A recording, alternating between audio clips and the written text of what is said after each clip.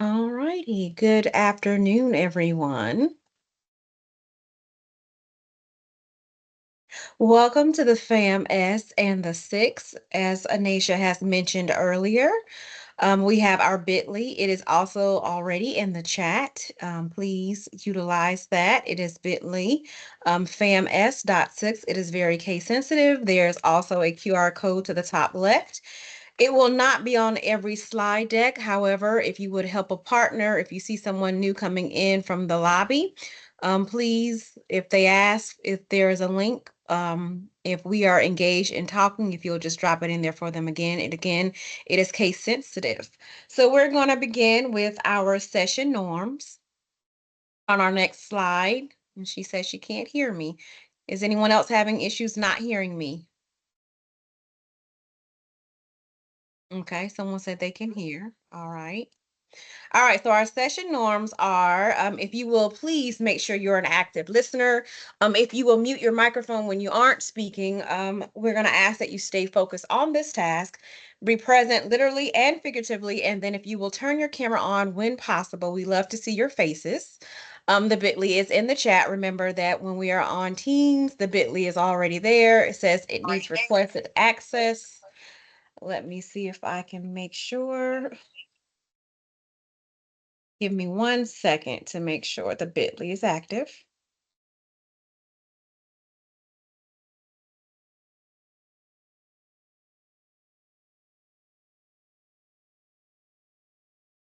It is restricted. Give us 1 second. If you will refresh, it should be good to go. If someone, I'm looking at, I think her name is Nicole Lip. If you will refresh, me a thumbs up if you have access to the Bitly. Okay, thank you. All right, so the Bitly is up and active. And we're going to go ahead and look at our agenda on our next slide. So our agenda talks about, we'll do a quick welcome. We'll have a quick SEL moment. We're going to talk about our 6 critical components of FAMS. We'll talk about the FAMS and the six. We'll talk about how you're going to, if you choose to do a school facilitation, or how you're going to ask your specialist to facilitate for you. Then we'll talk about what's next. We'll have a closing activity, and of course, there'll be a closing activity, and then we'll do a Q&A if you have any questions towards the end. So today's purpose, Anasia, thank you, dear. She always does this to me. I always have to call her to my attention. Today's purpose is to increase the knowledge and understanding of the 6 critical components of MTSS framework and to support the FAMS facilitation at your school. And so today's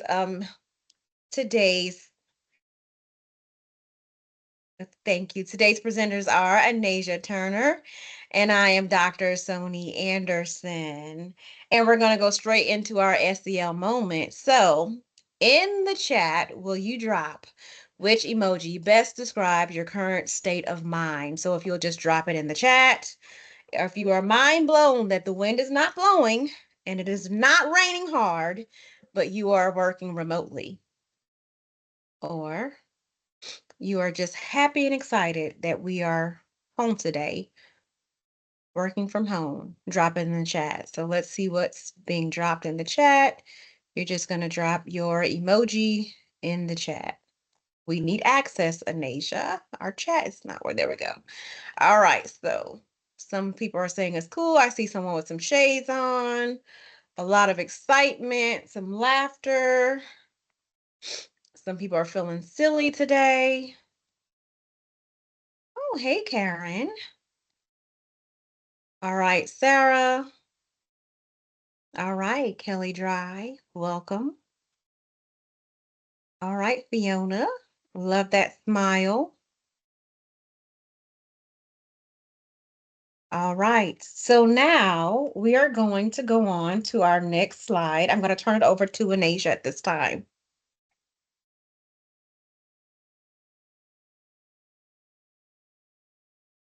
All right.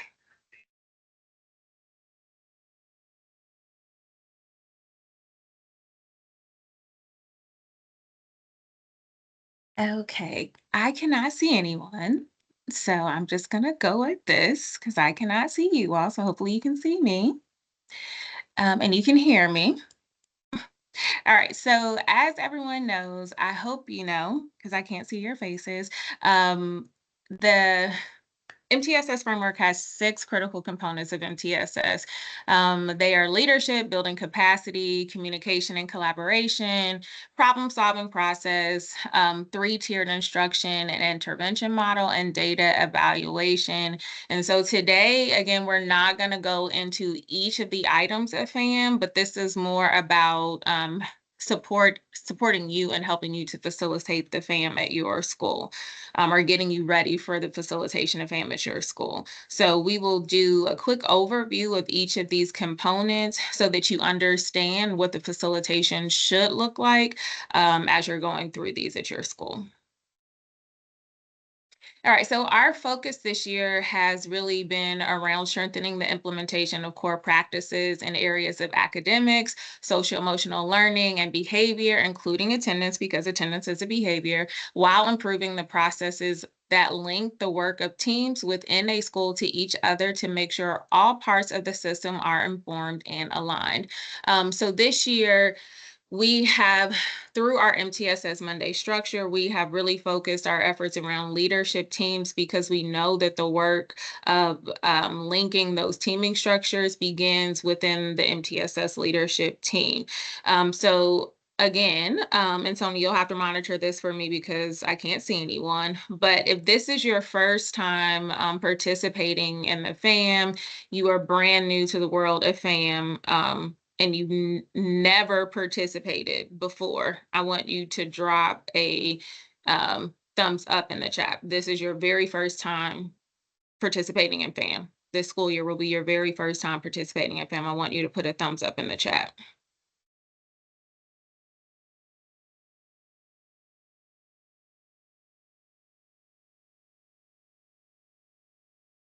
One thumb came up. Well, one thumb. Okay, good. So we have pros in the room. So Mhm. that's even better. If you are in the call or on the call today and you're just being shy, that's fine too. If you want to set up some opportunities, if anything we say today as we go through this and you need some additional support, there will be opportunities for you to get some additional support after the session today. So if you need that, just we'll get to that in a minute.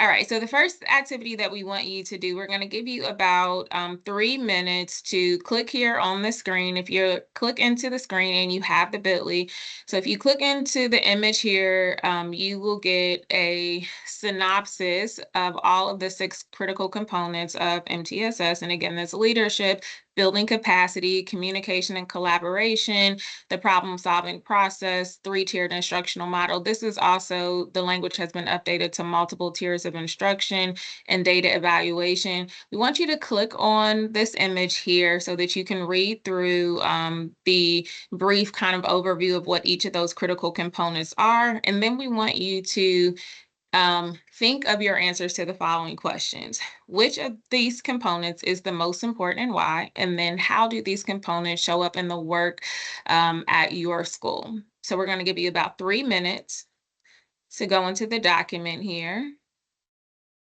Can you all see the document? Yes. Okay.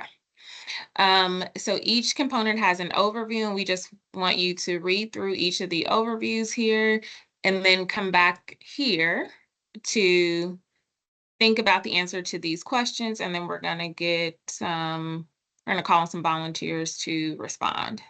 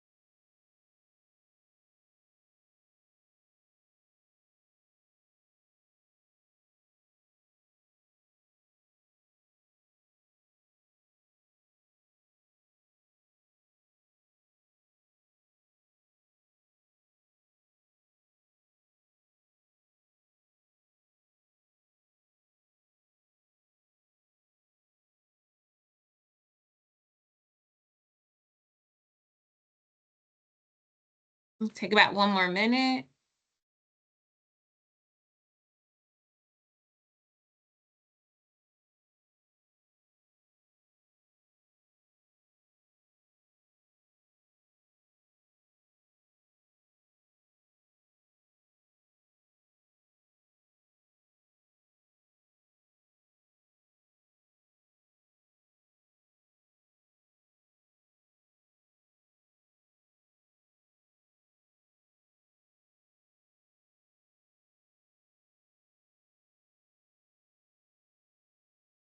All right, Sony, if you could call on a participant for me to answer the first question, which component is the most important and why? Okay, let me click on a name. Amy from Whitewater Academy.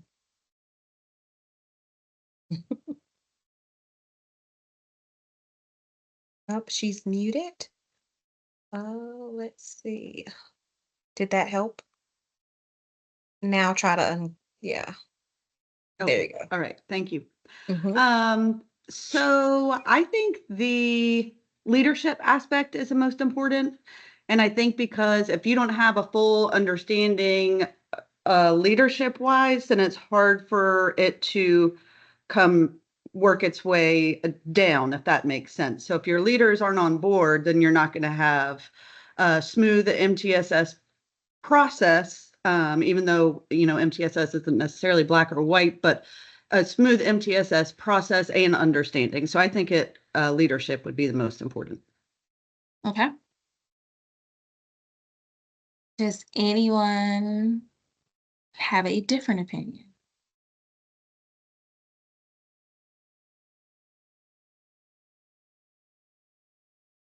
Melissa. And I Mm. think the issue is because I have them muted, they can't come off of mute. So let me change that setting.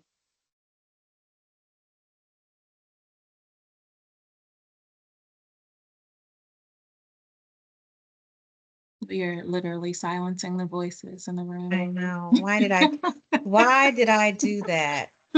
If she could put it in the chat while I figure this out, that would be great. But let me do that really quick. Missy, can It's you your drop favorite it in the chat. chat for us?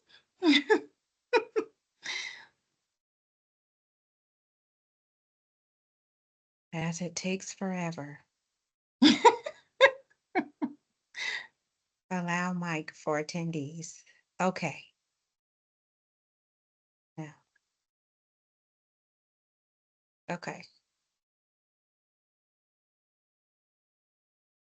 Turn this on.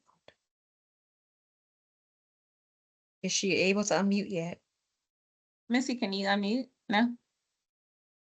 Oh, okay. So her comment is, I don't disagree with leadership, but without good data, nothing can happen. Okay. All right. So while we work out the mics, oh, there they go. Okay. Now, Missy, did you want to elaborate at all? Sure. Like without thinking about all facets of MTSS, core instruction, attendance, SEL, behavior, all of those things, and tier 2 and tier 3 academics, if your data doesn't support, if you don't have data to support what you're claiming, it kind of stalls out. Yeah. Okay, so oftentimes when we go through this in our like real life trainings, we have this discussion, and it's not really that one is more important than the other. Stacy, did you want to add something to that before I kind of summarize? Go ahead. Tell us what school you're from, Stacy. That's what I was about to say. I said I would argue all are equally important. That if since we rely on all six of them, if you're missing one or one area is particularly weak, then it's hard to make the whole system work effectively. Yes, agreed. All right. All right, so let's go back into the deck here. All right. And then how does the work show up in the work that you do at your school?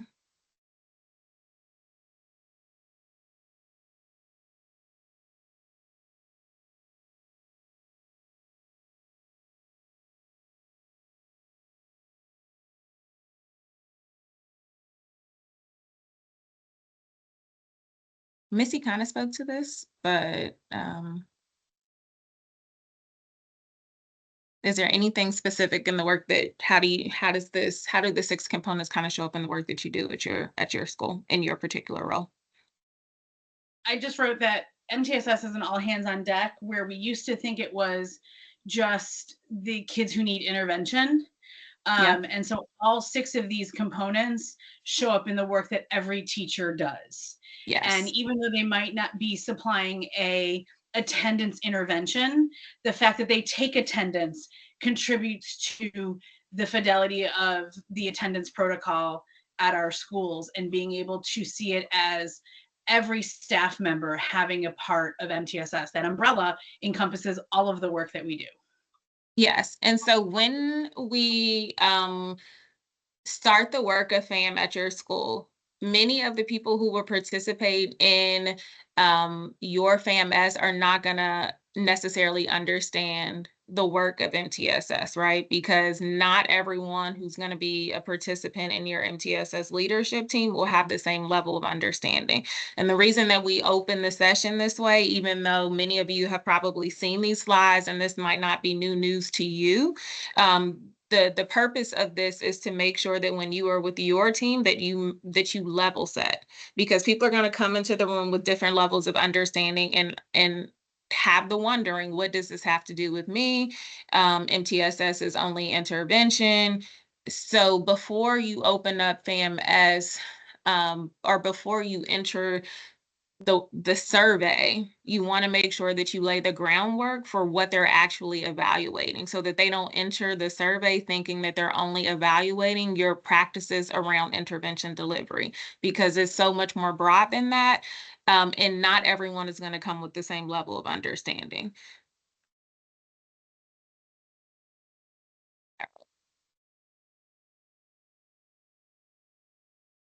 All right. All right, so we're going to now look at our FAMS and the 6. And so we're going to progress the slide to our first component, which is going to be leadership. And so as we take a look at leadership, there's going to be a bottom, it says FAMS, there's going to be a document here. So we're going to click on that document first, because I want to walk you through this document. And so this is the full document that goes through all 41 items. It gives you a quick overview of what the FAMS administration is, and then it talks about each and every component. And so as you look down here, it's kind of like the nieces for teachers. And so as we evaluate, we know that teachers can be accomplished and all of those things and proficient. And so the same thing goes for our FAMS. And so each item, you can either be not implementing, you can be emerging or developing, operationalizing or optimizing. And so if you are operationalizing and optimizing, we are requiring you to offer some artifacts, and we'll get into the artifacts as we talk about some of these items. And so it will give you an item. So the first item is the principal is actively involved and facilitates MTSS implementation. And so not to be implementing means basically your principal does not have a vision, is not actively supporting MTSS, does nothing, does not have a SIP, does not do anything basically. So that would not be any principal in CMS, correct? But in order for your principal to be optimizing, the principal actively supports database problem solving use at the school. So they have a school improvement plan, they communicate their vision, they're actively involved, they may attend, but some of them may send a principal designee to attend all of those MTSS leadership team meetings. So I don't want you to think that they have to be there. They could have a principal designee, but this also means that they communicate the vision, whether it be core, supplemental, or intensive. They are engaged in all of the work. This does not mean it's just interventions. It is what we do best at schools, period. They have teaming structures. They have things in place. They have a coaching plan in place. They have professional development Hello. plan in place. Hey, Hello. for like 2 hours and been playing this damn game of Tetris again. Oh my I'm gosh. just going to mute And you. Angela finally just called me and Okay, we're just going to mute her because she's going through a lot today. Sounds like she's had a little trauma. But we're going to continue, because if they're optimizing, they're fully engaged in this work, and they can communicate it, as well as the staff there. So that means they're providing professional development and their staff is fully aware of what the MTSS framework encompasses. So, and on each document, you'll see that each item has a related note section that clearly defines what it looks like for FRAMS. And then there's an artifact section at the bottom that tells you, if you'll scroll down a little bit, Anasia, it'll tell you what some of those artifacts will be. So it'll say like your leadership rosters, it'll say like your school improvement plan, it might say some of your agendas. So if we go back to our PowerPoint presentation, we're going to look at item 1. So let's take about a few minutes because let's talk about leadership. So leadership encompasses 6 items. And so we're going to quickly look at these. And so realizing that leadership is the vision of the leader and making sure that your principal has a vision on how we're going to do best practices at the school. So do they have a plan on how they're going to implement the MTSS framework, realizing that this is not just encompassing interventions, but it's your teaming structures. Do you have a master schedule? Do you have a plan in place for onboarding your new teachers? Do you have your professional development in place? All of those things should be a part of the leadership component. So we're going to take about 2 minutes just to kind of go over this, and then we're going to make sure we can discuss what artifacts make up leadership. So let's take 2 minutes to quickly look these over.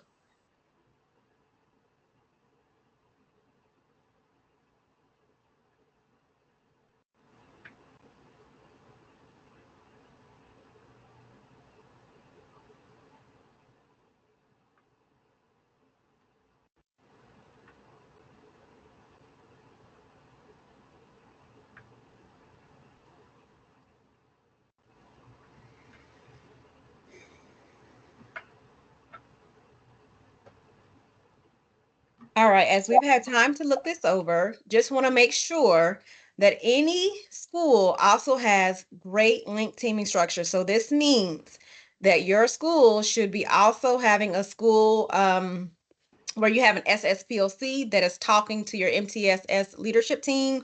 There should be a full 5 to 7 team member of part of your MTSS leadership team meeting. So it's representation of your counselors, as well as your social worker. You might have a school nurse so that everyone from every aspect, from your academic to your attendance, to your behavior, to your social emotional, everyone's at the table and we're discussing all of our students at this time. So if we go to our next slide, we're going to have a poll. Let me get back to that part, Anasia. Give me 1 second.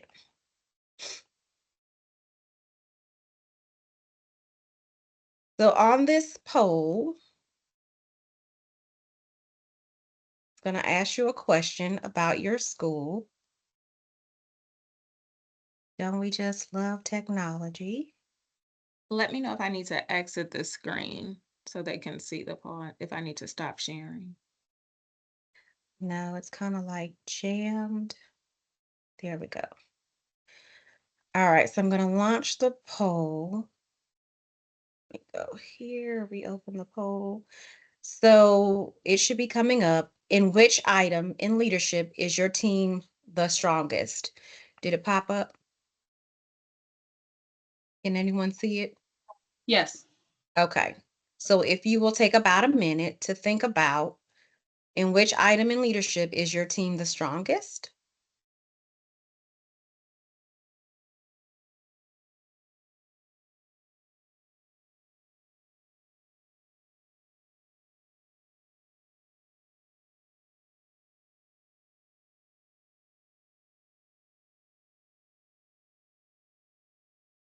And I might have to share the results this way.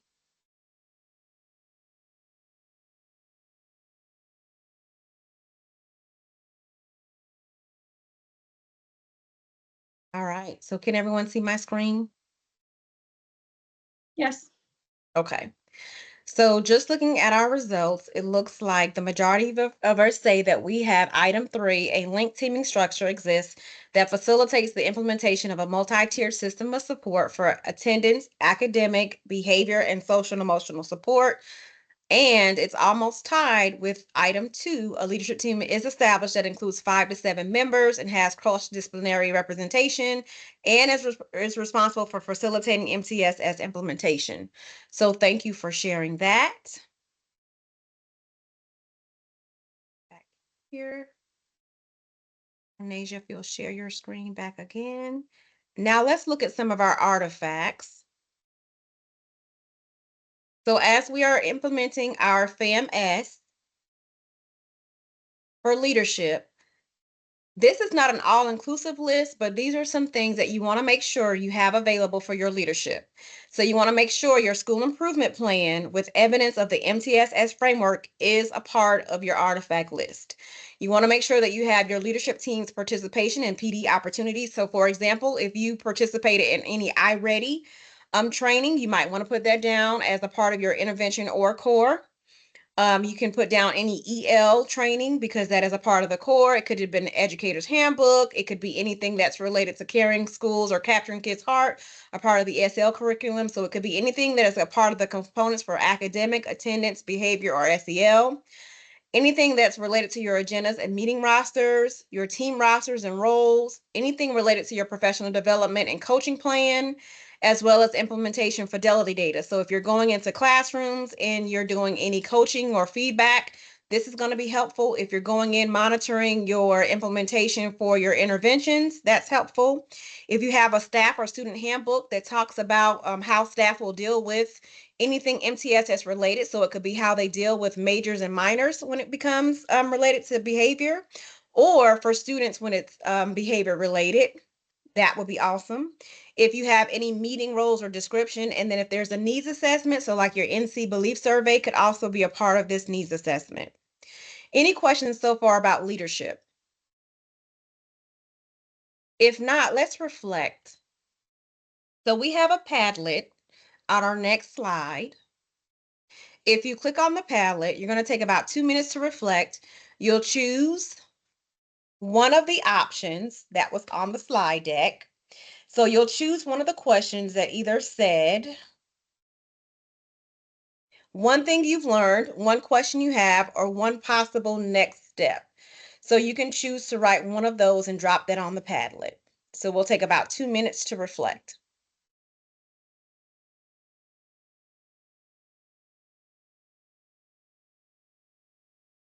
Again, one thing you've learned, one question you have, one possible next step. We'll take about 2 minutes. And that's under leadership.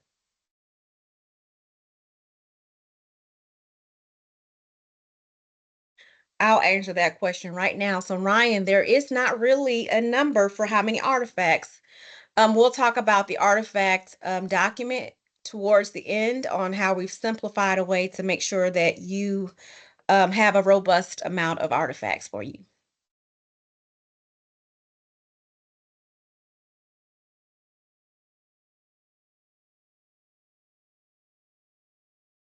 While you all are adding your thoughts to the Padlet, I want to address a response to the poll. I noticed that only 8% responded that their principal is actively involved in MTSS implementation as their strongest area. And I want to go back to that only because I want you all to consider when you're responding to that question and when you're supporting your team in responding to that question, that facilitation of MTSS implementation from the principal lens. Remember, MTSS implementation is everything that we do, right? So the principal's involvement and actively facilitating that is more than just them coming to the MTSS leadership team meeting, right? That could look like your principal's allocation of resources, including how they staff the building, right? That includes support and how the master schedule is built. That includes PD that is planned for the staff. That includes every aspect of running the school. That is all part of MTSS implementation. So when you are supporting the facilitation of the FAM at your school, or even if you're just participating, remember that the implementation of MTSS from the principal lens includes more than just their attendance at a meeting.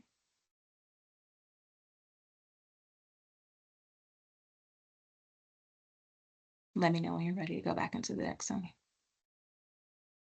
Ready, the timer went off.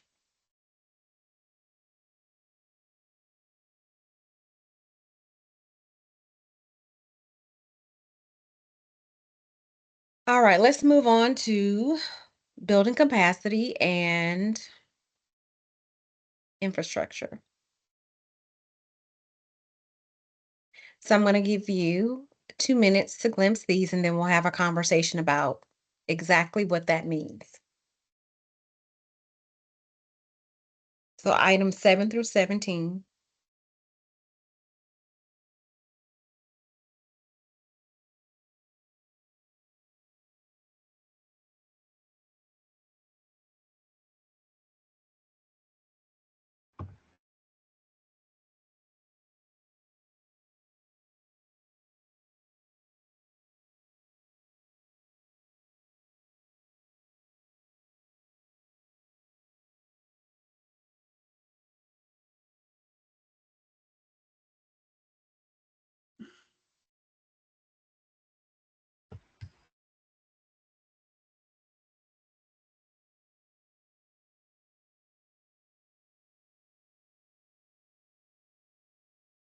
Take another minute.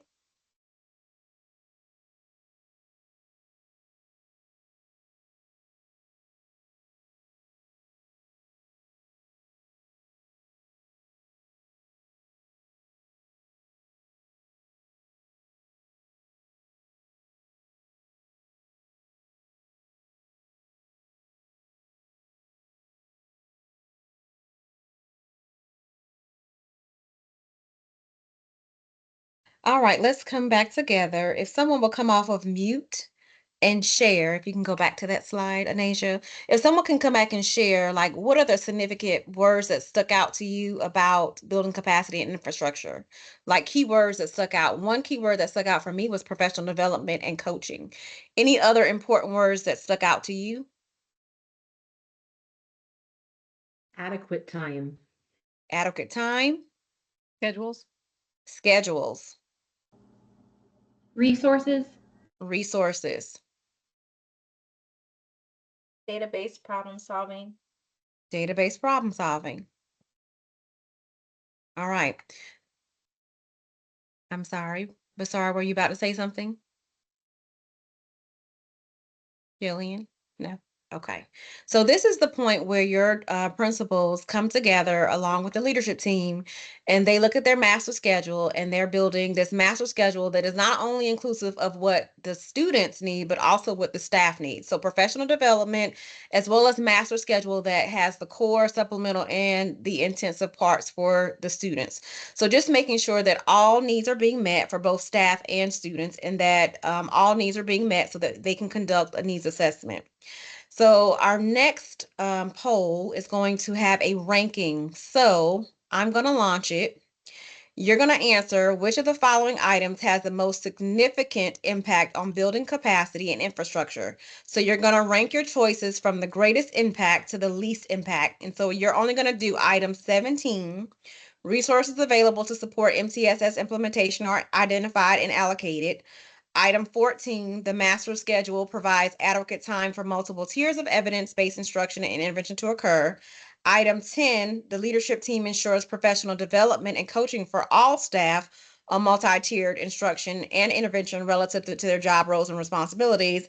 And item 12, schedules provide adequate time for professional development and coaching support. So there is no right or wrong answer. This is based on the needs at your school. So we're going to rank those 4 choices.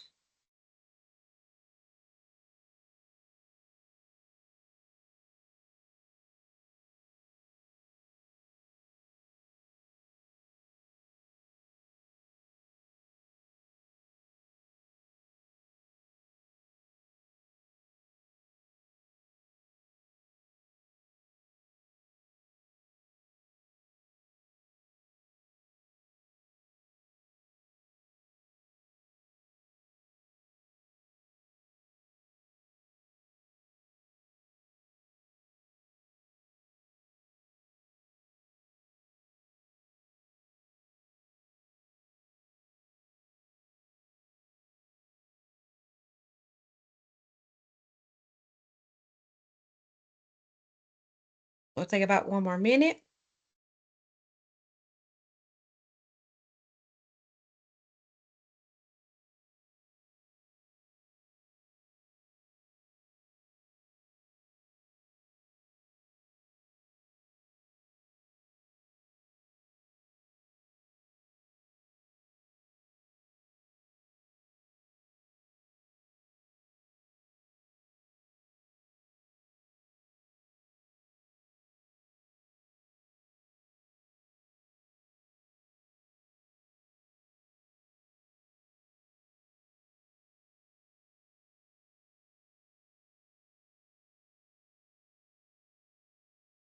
All righty.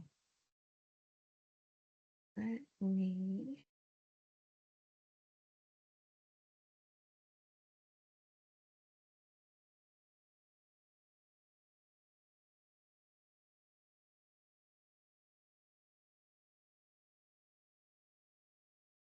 All right, so let's look at our details of this. And so our first choice was item 17. So resources available to support MTSS.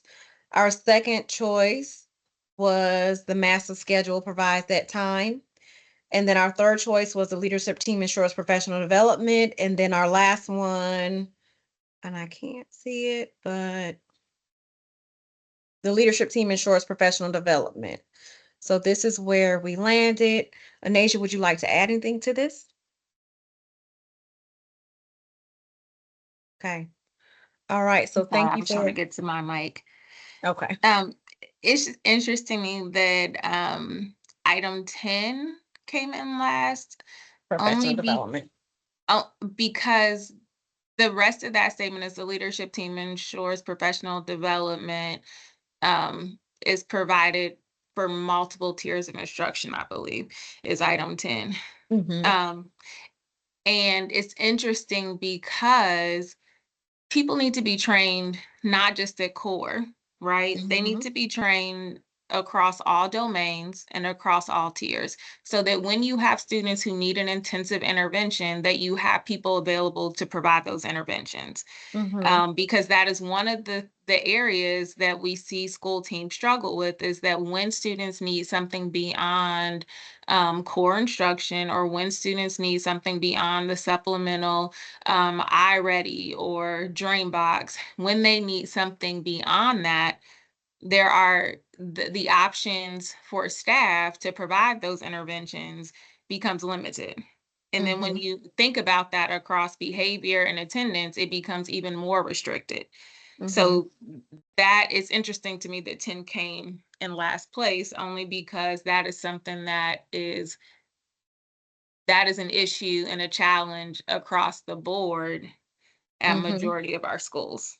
The Right. availability of staff trained to provide interventions to support students when we get to the intensive tier. So that's Mhm. something that, as you are evaluating yourself with FAM, that you really need to think about, are we preparing our staff to be able to meet the needs of our students appropriately? Anasia, can I ask a question? Yes. Okay, so absolutely, we had that same problem, but I looked at that as an item 17 resources. I thought we don't have resources as far as staffing to do that. We don't have the capacity. So should I look at that more as the item 10? I think if you're thinking about resources like an internal school Mhm. thing, right? Because I think, well, I'll use behavior for example. Like the district offers training around for behavior interventions, right? But if we look at the number of schools who say that they need intensive behavior support, if we look at the number of requests that go to our intensive behavior intervention coordinators, to Misty and to Carrie, and we compare that to the number of people who are enrolled in the course selections that are offered for that behavior support, there is a definite discrepancy in the people who are availing themselves to take those courses, right?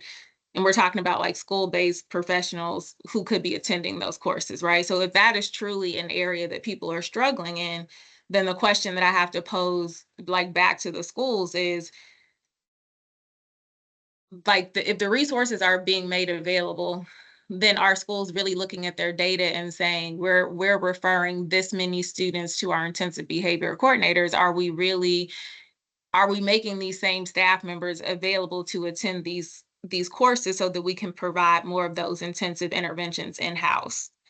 And so those are the discussions that when you're answering these FAM items, or when you're evaluating yourself, is this part of the discussion that you're having in terms of next steps? Like, do you need to make sure that you are looking at the available courses to make sure that you're sending one or more of your SSPLC members to training so that you have people available to deliver intensive behavior interventions to students when they need it, so that you're not having to reach out to district personnel unless it's absolutely necessary. And that's part of the building capacity part.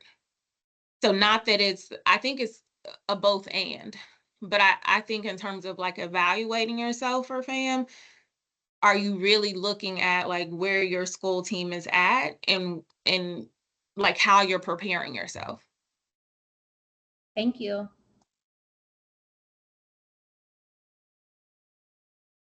Anyone else like to add anything to that? Okay. All right, Anasia, if you go back to the slide deck for me. Thank you. And let's look at our artifacts now. All right, remember this is not an all-inclusive list, but some suggestions. So we talk about, for building capacity artifacts, we have our PLC grade level content agendas. We have some implementation fidelity data, an assessment calendar, coaching documentation, professional development calendar, staff feedback, staff or student handbook, master schedule with coaching time, or a coaching plan. Is there anything else that someone else would like to add that is not mentioned here that you've utilized in the past?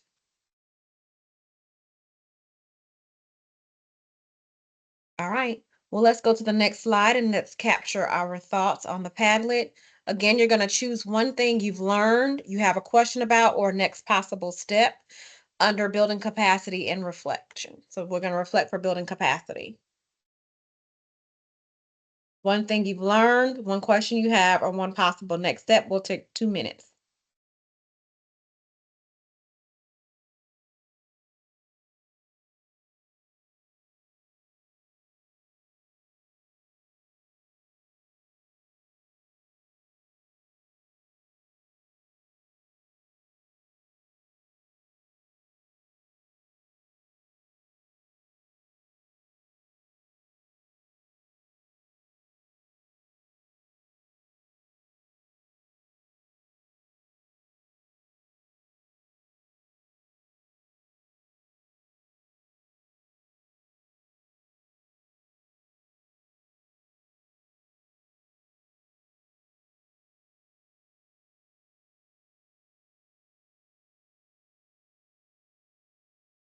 All right, let's take about 30 more seconds.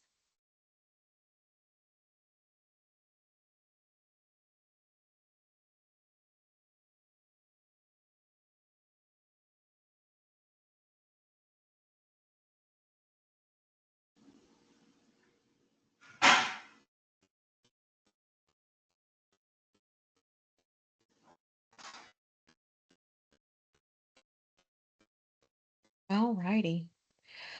So we're, Can I address one of the questions that was on the Padlet yes. from Rocky River? If you go into the standard treatment protocol on the behavior interventions, there are, when you click into the intervention summaries for each of the interventions for behavior, you will see the dates listed for all the PDs. So if you want to use a specific intervention, just click into that intervention summary, and then you will see inside of the intervention summary all of the PDs that are available for all the PD dates that are available for that particular intervention. Some of them are in person and some of them are self-paced courses.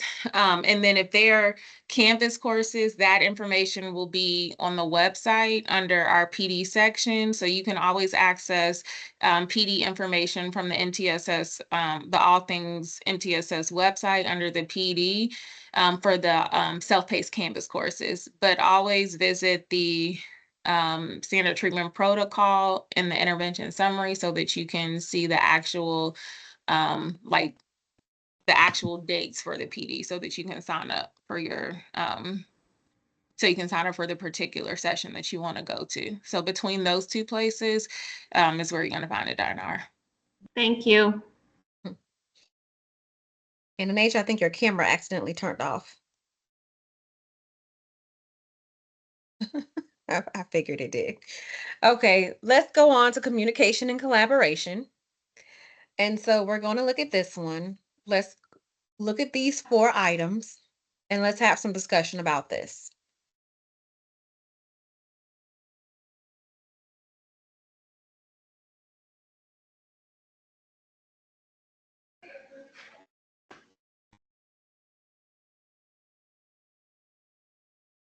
All right, let's identify keywords that stick out to us here. Any keywords that stick out here?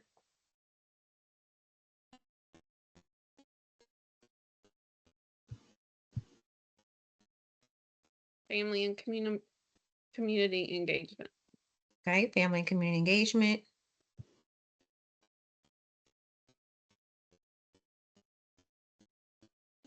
Anything else? The infrastructure exists to support the school's goals. Yes. Family and community engagement in MTSS. Anything else? All tiers of MTSS. All tiers. And so this is one that we have to push schools to think out of the box. I know I do with a lot of my elementary schools. And so in having conversations here, y'all are doing this work already. Like just think parent conferences, curriculum nights. I know it gets a little bit tougher when it comes to high schools, but just think of all the wonderful things that you're doing, like seeking out those parents when you're having those conversations. Any kind of conversation with a parent is parent engagement. Those Title I schools, when you're having those Title I family engagement plans that you have to have inside of your Title I plans, those are types of things that are also a part of this community and collaboration as well. So let us talk about, we do not have a poll for this activity, but at this point, you're going to go back to your chat. And so when I say waterfall, you're going to drop your job title in this chat because we have over 44 people in this on this call today. And so everyone has a different title. And in your title, we all do different work, and we do wonderful work at our school, but our work looks a little bit different when it comes to engagement in the school, and we engage in different ways.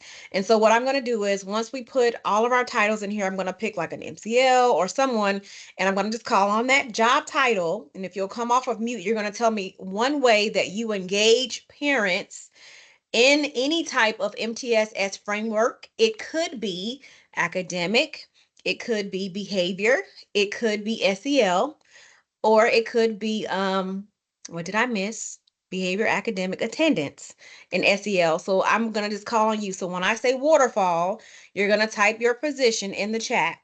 Then I'm going to select 1 or 2 positions. You're going to tell me how you engage with parents. And it could be one of those 4 areas, how you're engaging. Are we ready? Waterfall. You're typing in your job position. Okay, let us see. I'm going to actually let Anasia pick a job title. And you're muted. You're muted. You had your camera off and now you're muted. All right. Can you pick a job title, Anasia? I am flying blind over here. Okay. I will pick Dean of Students. All right. So if one of our Dean of Students will come off of mute and tell us how you engage parents in your building, it could be academic, behavior, SEL, or attendance wise, how you engage parents. Don't be shy. Let me look in the chat and make sure there was a Dean of Students. Anasia, There are no deans? I don't think I So saw. I'm at Rocky River. We do a lot of parent nights, kind of what was mentioned as part of our Title I as well.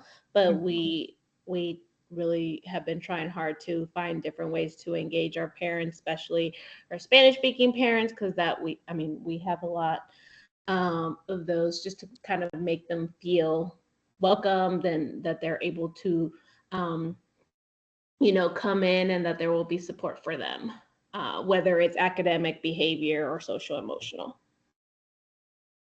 Thank you for sharing. Mm-hmm.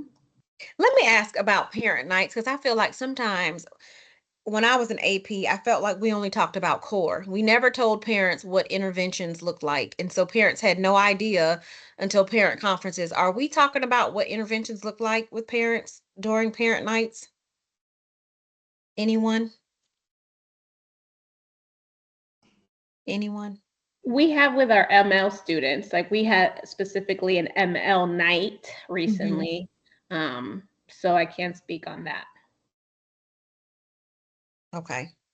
All right. All right. And let's call on just any master teacher, if you can just share like one thing that you're doing with a parent as far as communication and collaboration. Thank you for sharing. Missy Majuchak, South Charlotte Middle School. Mhm. When we have either like rising fifth grade visit night, rising, whatever rising night we have, we always make sure that we have students that are translators for our ML population that come, and they wear a t-shirt and it says "Ask me questions" in their language on the back of it. And so that when we are inviting students and families to visit our school, that any questions that they might have could be answered. And then one of the things that I've done personally was to get full access to Parent Square, not just Parent Square for the classes or teachers I support, so that when I am sending MTSS academic intervention letters, I can send them through Parent Square. And I've gotten a lot better communication back from that this school year than I have in the past. Awesome. Thank you for That's a good sharing. idea, Missy, with the t-shirts. I like that. Yeah. Yeah, it's super cute because they all say "Ask me questions" in their native language on the back. And so Yes, that's nice. Thank you for sharing. All right, let's look at some artifacts. All right, so we have our NC Belief Survey, our staff input feedback survey, family and community engagement data, professional development calendar, student outcome data, family and community input surveys, student family handbook, implementation data, PTA documentation, and family engagement plan protocol for all populations. Is there anything that we should add?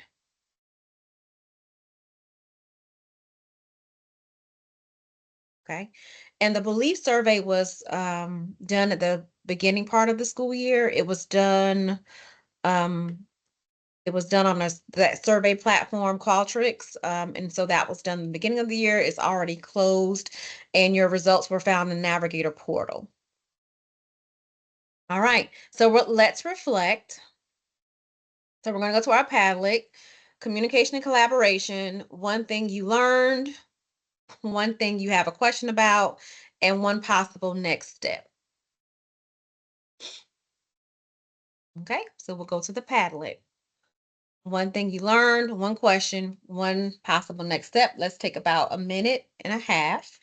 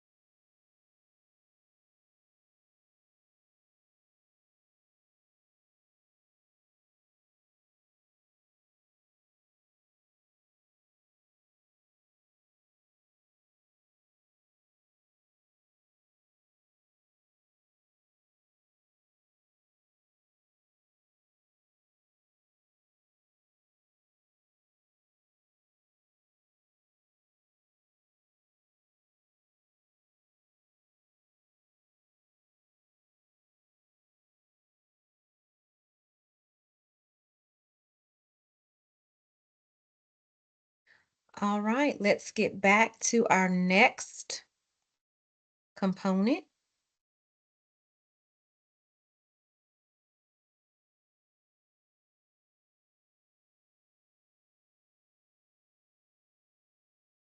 There was a question in the chat about PTA. About do PTA agendas count towards, can you use PTA agendas for your As an artifacts? artifact, yes. Yeah. I'm Yes. sorry, I can't see the chat anymore, so I know, right? yes, let me know. Yes. Yes, you can use those, yes. Okay, so we're going to move into the problem solving process. So what I put in bold here for you to kind of call out when you are facilitating your FAM, or if you're participating in your FAM, is the main thing about this component is that the questions go in order. They go in a specific order so that when you are evaluating this, you're evaluating each step of the process, right? So you're going to start with, do you have integrated data, right? Do you have a process of looking at data as a whole? And this is something we talk about in the district all the time, that you're not just looking at your data for academics as a silo. You're not just looking at your data for attendance or behavior. So all of these questions for problem solving process are going to be phrased the same way across all tiers, and they're going to address across all domains. So attendance, behavior, academics, and SEL. All of the questions except for the last item here are going to be phrased the exact same way across all tiers, all caps. Right. So when you look at these questions, you're not just going to look at, are you doing this well at core? Are you doing this well at supplemental? Are you doing this well at intensive? You are evaluating the work of your school and how well you are doing this across all tiers and across all domains, right? So this first item is going to start with the database problem solving process, right? Are you looking at your data in an integrated way? Or are you still looking at your data in academics? Are your academic PLCs meeting in a silo by themselves, or are you incorporating other data sources into that conversation? Are you looking at students' academic data alongside their behavior data, alongside their attendance data? Right? And are you doing that across all tiers? So are you doing that not just at core, but are you doing that for your supplemental students? When students get to the supplemental tier, are you looking at their data to say, is this student also struggling with attendance? Is this student also struggling with behavior? Is this student also struggling with social emotional needs? Are you looking at your data in an integrated way, and are you doing that across all tiers? So the next step for this one is, are you identifying the gap between where you expected your students to be and where they ended up? And are you doing that again across all tiers? So not just at core, but are you doing that at supplemental and intensive? The next step is, are you analyzing and creating a hypothesis for why students did not meet the expected outcome? And not just at core, because we do this really well at core. We look at our data across the board and we say, oh, we thought these kids were going to be here, but they really ended up here. And here's why we think that happened. And then we create a plan, which is the next one. We create a plan to address that specific need, right? But are you doing that across all tiers and across all domains? The other part of item 25 is that not only do you develop a plan, but are you implementing that plan with fidelity? And are you creating plans that are based on verified reasons? And we do this in most cases really strong on the academic side, but we are not as strong on the behavior side of the triangle. On the behavior side of the triangle, people, in most situations, we are still operating in a space where teachers come to us and say, such and such is a problem, they need to have a plan. And we do not build plans off of verified reasons for support. We are not applying the same data decision making process to students who need a support around behavior. So when you are looking at this with your team, really evaluate how well you are doing this. 26 addresses how well you are progress monitoring, including students who have an IEP, because MTSS addresses all facets, right? So if you have students who have IEP goals, how well are those students, how well are you monitoring goals for those students as well? 27 addresses regular analysis of diverse groups of students across all areas. So this goes back to the question, I forget who posted earlier, but this goes back to that question about, are you looking at your data? Because if you are looking at your data, your groups, your subgroup data across all domains and across all tiers, are you looking at how many students are rising up to the intensive tier for behavior? Are you looking at your subgroups to say, I wonder how many of the students that we are calling intensive, and what does that group of students who we are calling intensive for behavior, have we analyzed what that group of students, what is the demographic of the students that we are referring to as intensive students for behavior?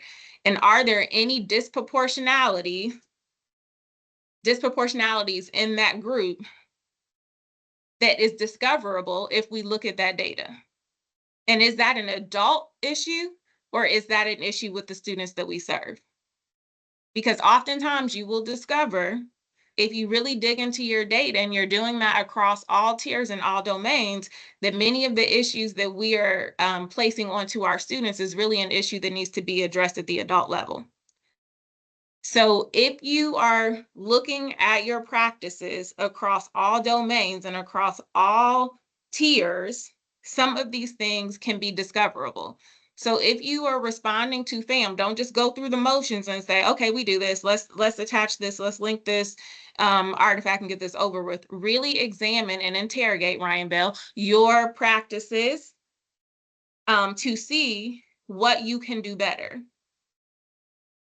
And then item 28 under problem-solving processes, our problem-solving process addresses our resources for and barriers to the implementation of MTSS addressed through a database problem-solving process. If you discover that you are over-identifying Hispanic males for intensive behavior, and maybe it's not a student issue, maybe this is a culturally responsive issue that needs to be addressed, and maybe the staff just needs to be trained, then that is a challenge or a barrier that can be addressed through a PD plan. So maybe we just need to provide training to staff so that they know how to better address the needs of our students. Maybe it's just, a training issue that can be provided to staff so that they feel better equipped to work with students who are in their classroom, right? That's a resource and a barrier that can be solved through a database problem-solving process. So this isn't just about your data in core. This is across all tiers and across all domains. Next slide.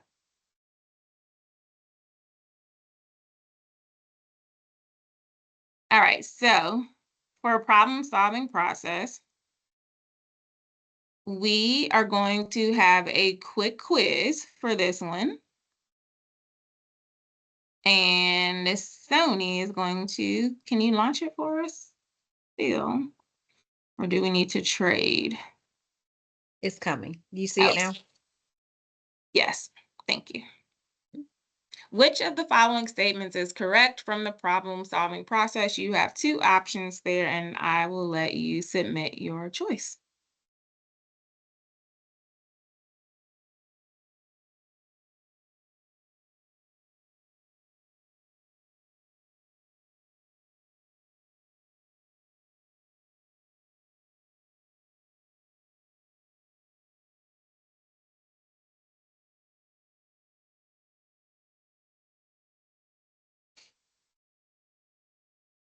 All right, so 100% of the responses are correct so far. Database problem solving includes regular analysis of performance of diverse groups across all areas. It indeed does. Are there any, before we go to the Padlet for this one, for you to do some reflection, is there anything else that anyone wants to add for this area?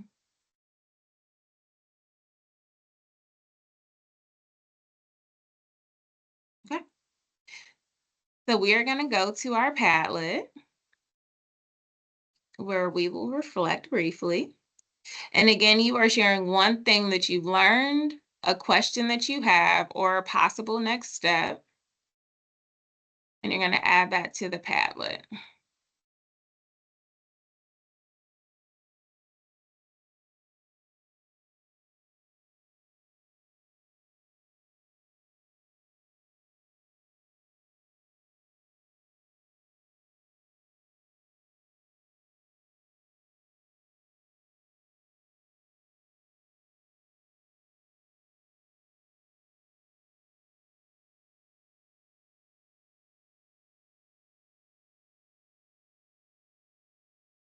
Agreed, Ryan.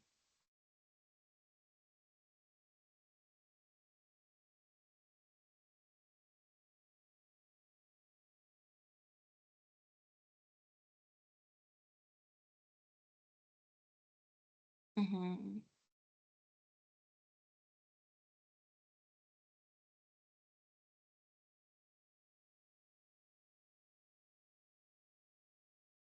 Yeah, very true. Dana,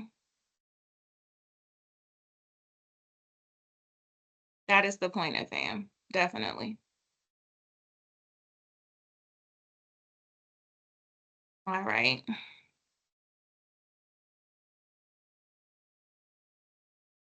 All right, so we are going to discuss a few artifacts that you can include for problem-solving process. Um, if your school completed the TFI, and I hope that you have, because we are coming up on round 3 of TFI.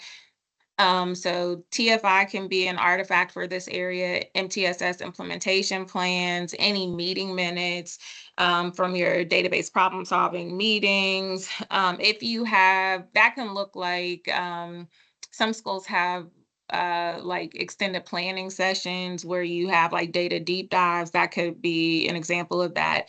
Instruction or intervention implementation fidelity data, progress monitoring, graphs, and valid and reliable assessments. You could use student progress monitoring data, evidence of resources allocated to sustaining MTSS. So that looks like some of my schools.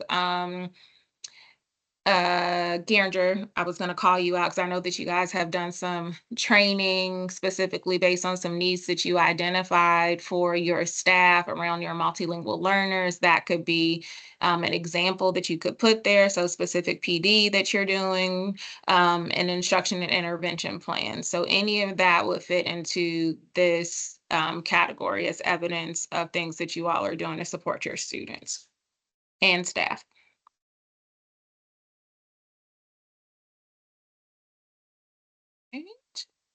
Oh, I went out of order. That's why that happened, Sony. I'm sorry. You know, I'm good for like changing some stuff up. Yeah. Okay. All right. The next one is 3-tiered instruction. And in the FAM, you will see this is multiple tiers of instruction since the language has been updated, but 3 tiers of instruction and intervention model. For this one, again, I bolded some of the phrases that should stand out to you. So as a participant or a leader of your facilitation, what I want you to pay attention to. This is another one that goes in a very specific sequential order. So it starts with your practices around core academics. It's going to go straight into core behavior and then core SEL. And then it's going to go to supplemental academic, supplemental behavior, and SEL will be combined with behavior. And then into your intensive academic, intensive behavior, and SEL. What I also want to call your attention to in this slide is that not until the intensive tier for academics, behavior, and SEL do you notice that the learner is brought into the situation, right? Because you do not address specific learner needs until you get to the intensive tier. So as you are evaluating your practices at the for academics, behavior, and SEL, you during the facilitation, I want you to consider it like point by point. You're only, for item 29, you're only thinking about core academic practices. And when you think about, this is going to be defined for you if you still have your FAM document opened up, you are only going to see for core academics, the elements are only going to apply to core academic practices, right? And you're going to see this instruction, curriculum, and environment over and over again for every single question in this component. We refer to this as ICE or ISIL when we include the learner. The instruction, curriculum, and environment refers to how the students or how the instruction is provided, how you teach, what you teach, which is the curriculum, and then the environment, the physical space where students are taught, right? So all of those things should be considered for each tier of instruction, whether it's for academics, behavior, or SEL. You should be really, really honest about your practices in each one of these areas so that you know where the work needs to start. If you struggle with consistency across all classrooms with core academics, that should be surfaced in this conversation. If you struggle with core behavior, meaning that you have a matrix that sits on a wall but is never addressed, that should be surfaced in this conversation. Because you cannot change it if you don't address it.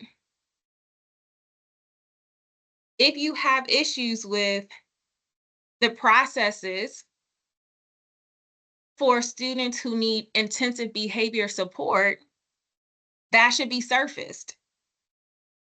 Because what that says is that as a team moving into the next school year, you need to create a plan of support for your staff to be better prepared to meet the needs of students who have intensive needs. This is the blueprint for your team to create so that you have a plan that prepares you to do the work that you need to do. So again, I'm going to say, don't go through the motions and put this on your checklist as something to do and get it over with. Use this as the blueprint for the work that you need to do. So these questions are going to go in order for each area. So really concentrate when you're in this to focus on each area as its own separate item and how well you're doing in each of these areas at each tier.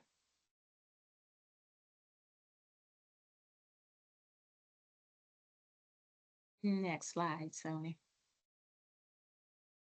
At this time, I'm going to go in order. All right. So we are going to throw another poll up for you. And I will wait for it to come up.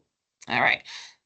So based on the 3-tiered instruction and intervention model, which area is your team the strongest?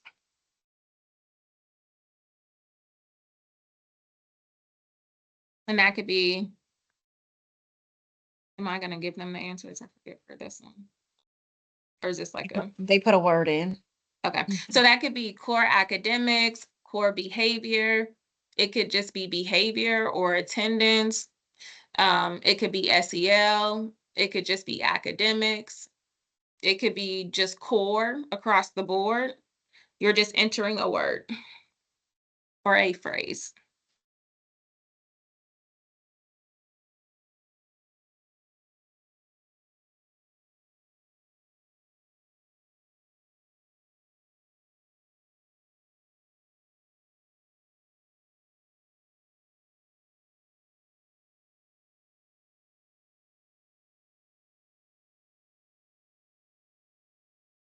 Intensive academics, okay.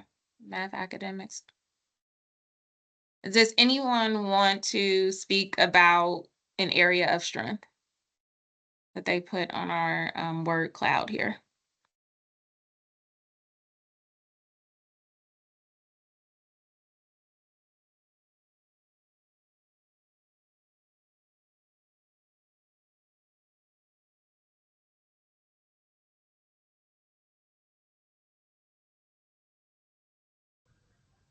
Hey, I'll come up and talk about attendance. Thank you, West Yvette Hubbard, Charlotte. West Charlotte High School. Dove C, thank you. Yes. So we have been struggling my first year there in 2022 with attendance, and it took us a minute to really get that under wraps, especially formulating our MTSS leadership team. And Mhm. so one of the areas that we talked about with our social workers was around attendance and our family advocates. And now parents know when they get that letter, you know, that those 3-day letters and the series of events that happens after that. So they pretty much understand all of that now. And although we have accumulated 500 additional students this year, our attendance continues to be excellent. So that was one of the areas that was really, really weak when we got there. Kids were skipping all the time and things like that. But now parents understand, kids understand attendance is very important. So that was one of our areas that we had to grow in first before we can get to academic instruction. Okay. Thank you. All right, so we are going to look at some quick artifacts, and then we will allow you all to do the reflection. For artifacts for this one, your core behavior matrix, any walkthrough data.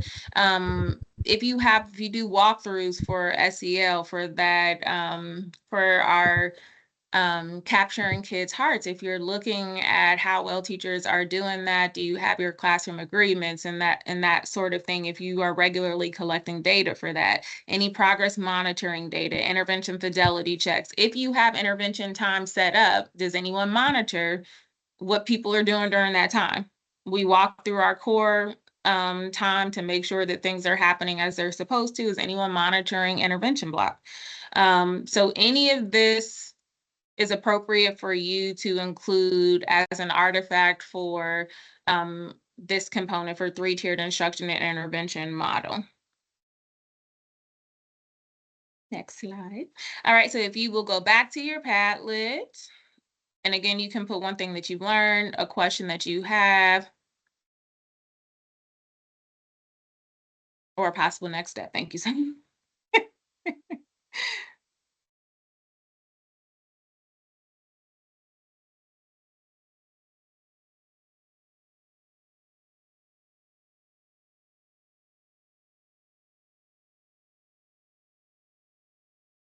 Yeah, definitely.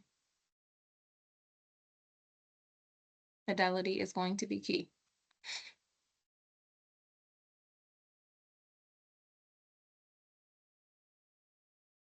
Yeah, if you are not doing intervention walkthroughs, that is a good next step.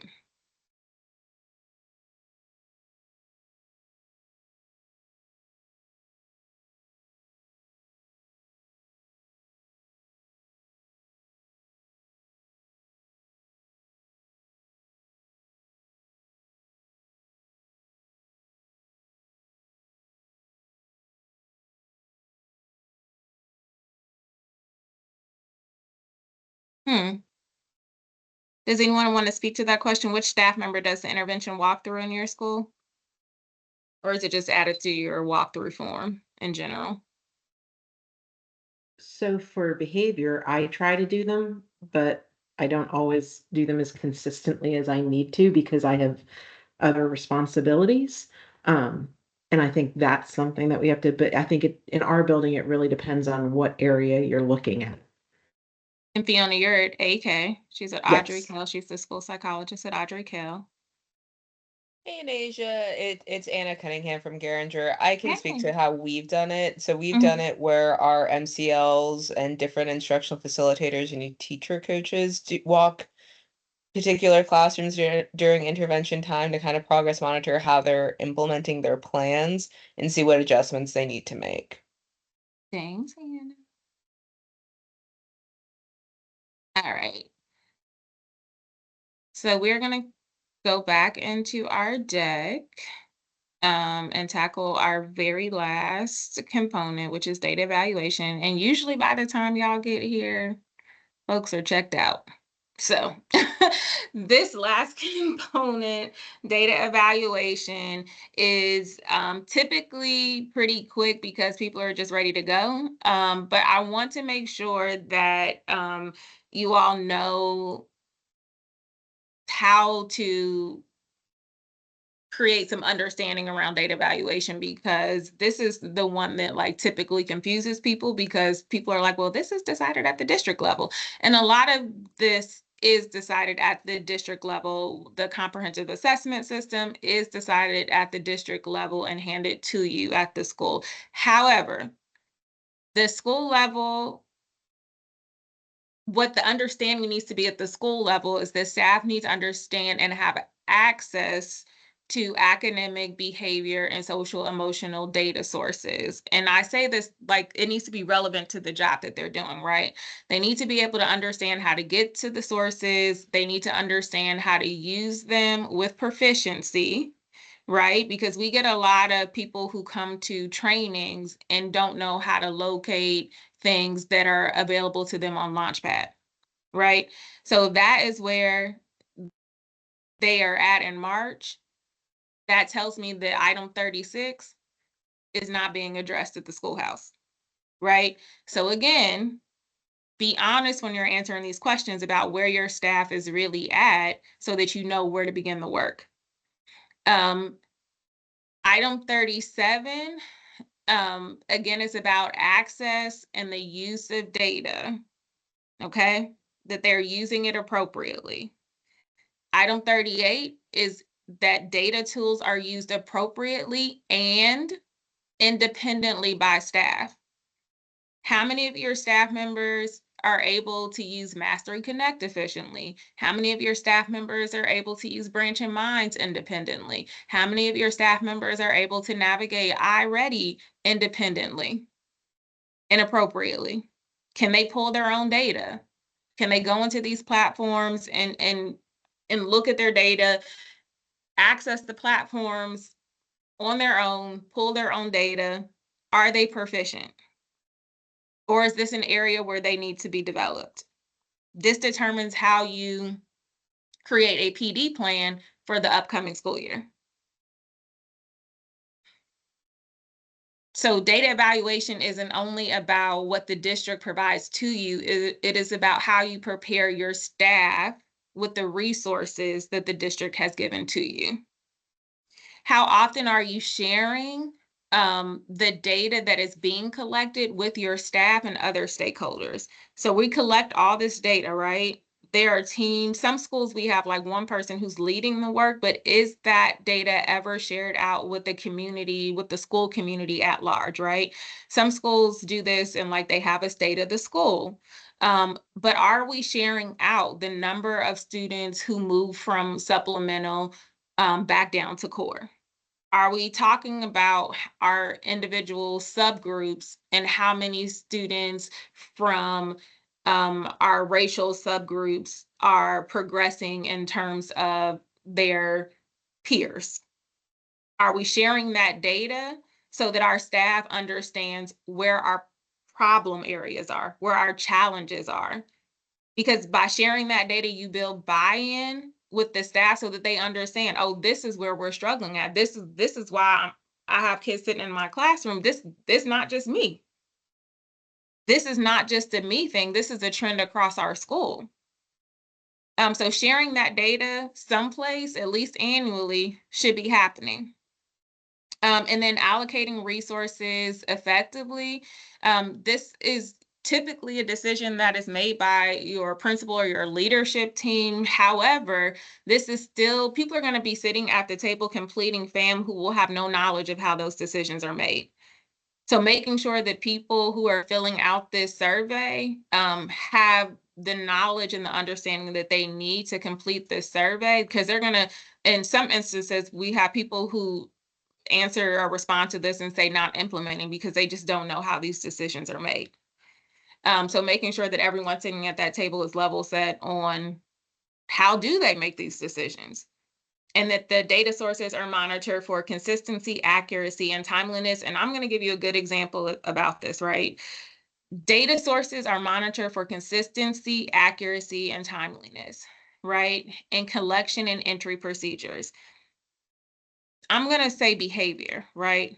This year we onboarded Educators Handbook, and we have noticed major inconsistencies in how schools enter their data, what incidents get put into Educators Handbook, how things are coded.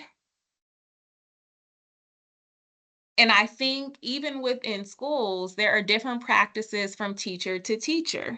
So when we talk about consistency, I think it's important that you look at how you are calibrating your practices around behavior, so that when you are thinking about how you are going to provide support to students who need intervention, that you are able to truly identify students who need support, and you're able to clearly delineate that from adults who need support with classroom management and students who need support.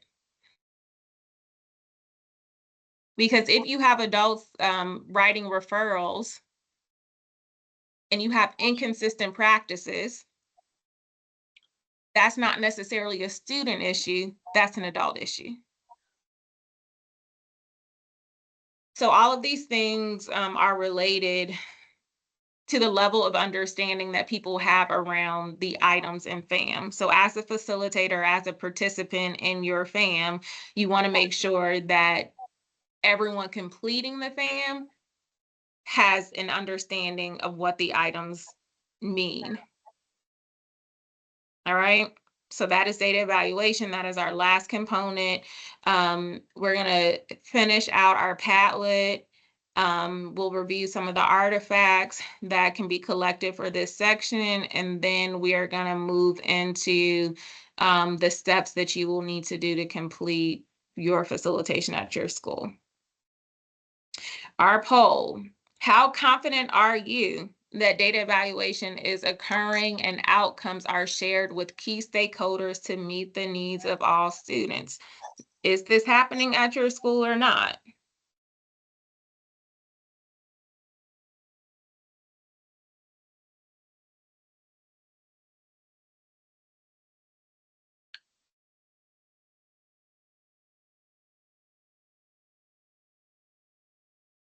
If this is a restaurant, I'm gonna go.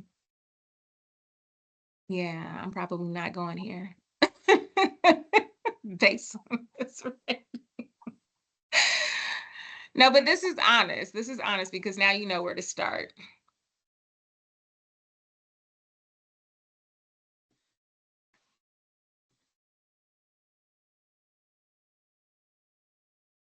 All right. All right, so we have about 29 responses. Are people still in the poll, Sony? It looks like everyone's finished. Oh, we have 2 more. I think that's about it. I think it's about 31. Okay. Oh, 32. Okay. All righty. All right. So average is about 3.5-ish stars. Okay. All right. So that's honest. All right. So artifacts for this section can be your school improvement plan, progress monitoring data, your assessment plan, any district reports, anything that you see here, your walkthrough data, your coaching plans, anything of that nature will fit for your artifacts for this section.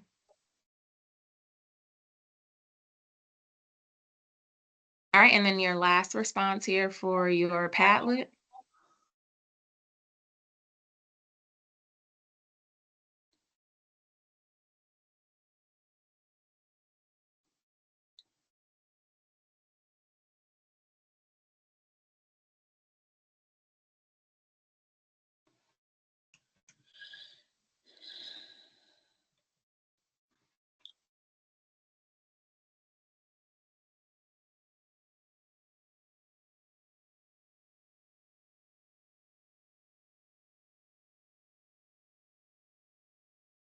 I think what are some suggestions and ideas for engaging teachers with looking and navigating? I think you have to introduce them to them, right? I think a lot of it is that they don't know the relevancy of the data sources. So I think part of engaging them is to show them what the data sources are and how they're relevant to the work that they're doing. Show them how to use the reports that are available to them in Branching Minds, or show them how to use the reports that are available to them in Dibbles, or whatever platform it is that you're using. Show them why those reports are important. A lot of times people come to trainings and they're like, oh, I didn't even know this report existed. You could also ask your principal what they shared at the data share out meetings, because a lot of that correlates back to the school improvement plan, which correlates back to MTSS. And so thinking about the data that they shared and the next steps, because until I was talking to some math teachers about what we shared at the data share out, they didn't even know that we looked at that data that deeply.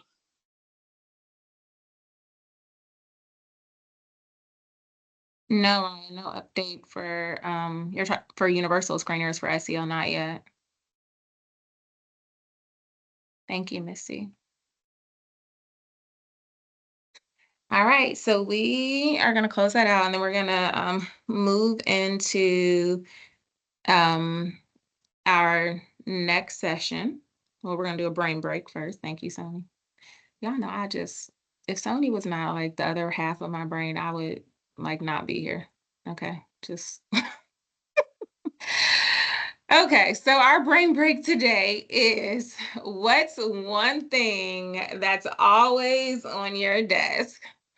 So we're going to start with items that are on our desk, and then have you either drop in the chat, come off mute.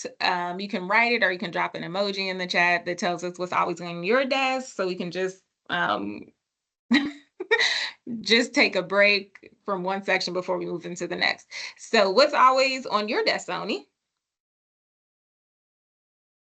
Sony loves to drink some water, y'all. My water bottle. What's on your desk, Anasia?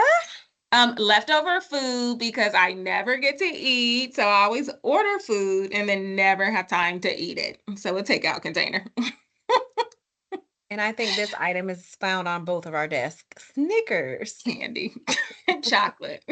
Always. So please drop in the chat what's always on your desk. You can use an emoji, you can write it in the chat, or you can just come off mute and share with us what's on your desk. Your planner, yes, yes. My standing desk frame. I need to use mine, but I locked it down. Sticky notes. See, Sony told me I was lame when I said sticky notes. Beagle coffee mug. Yes. List and water. I always have a list that I never get to. Post-it notes, working folder, a calendar, Indio. Yes, God.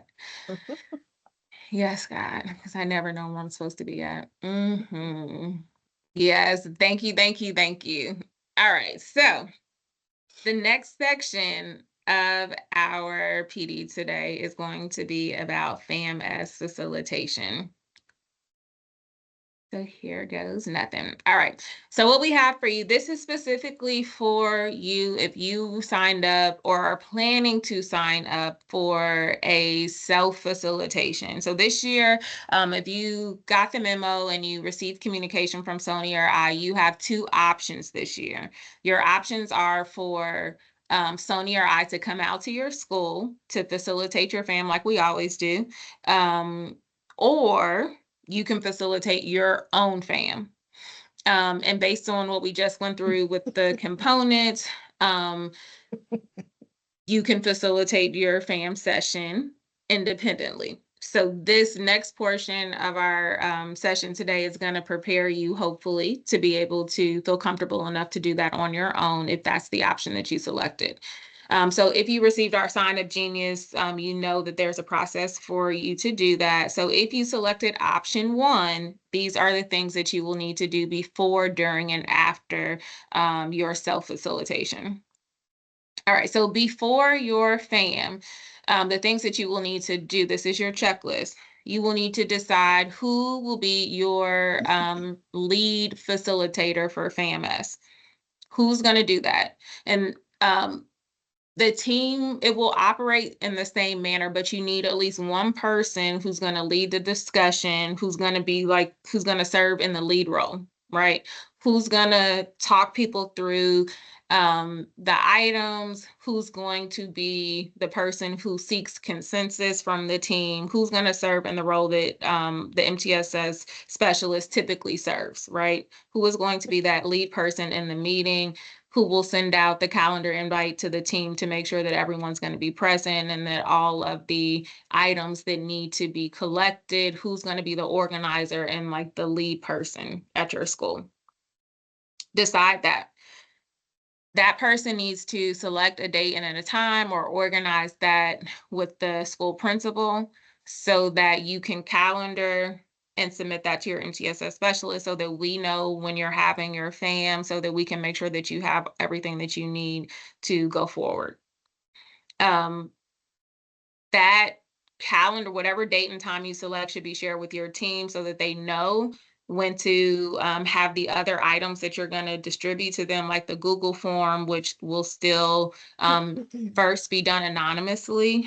And then you'll collect it. You'll still need to do your artifacts and all of that. So that person will still need to send out the dates and times where they want that information to be returned.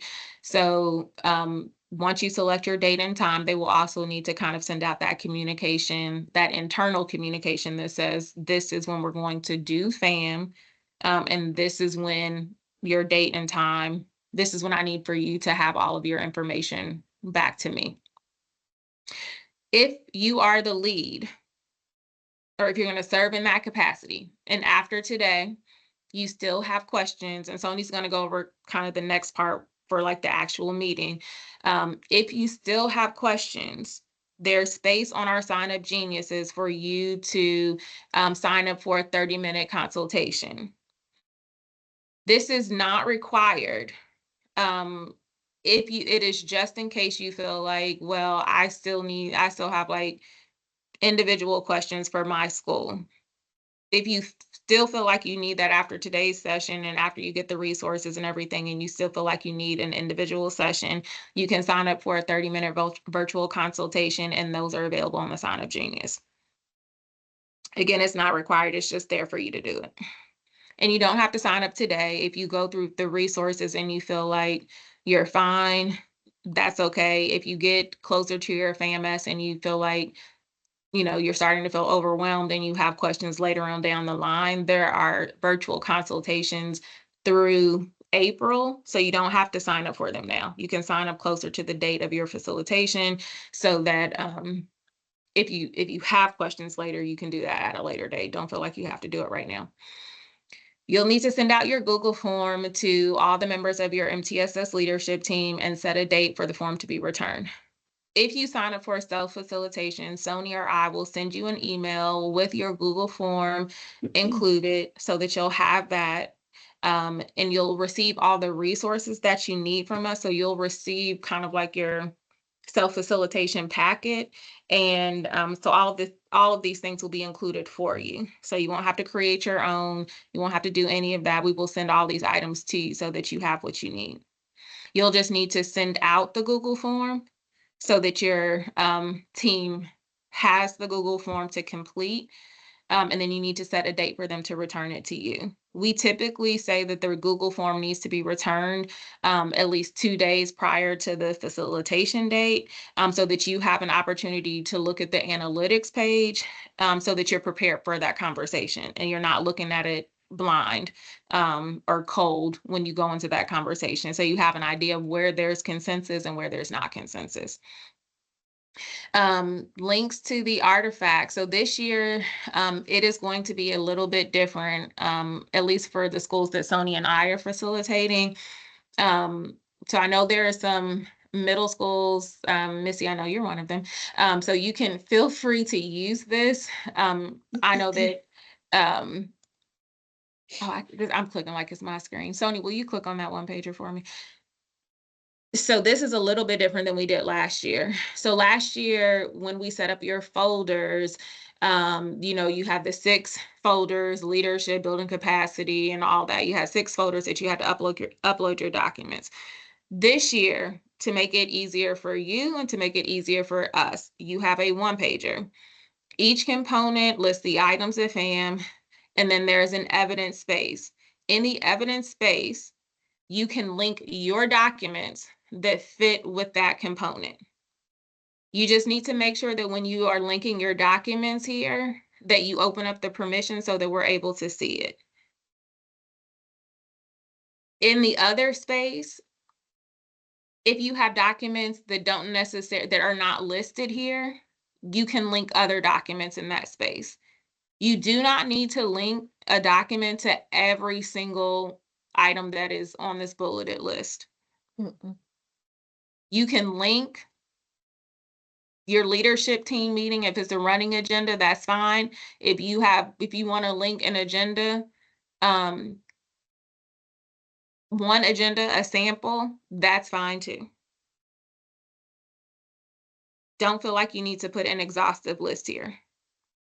So there's an evidence box at the end of each component so that you're not having to upload it into 6 different folders. When we send you your confirmation email that you have selected self-facilitation, we will send you the link to the folder, and your checklist will already be in your folder.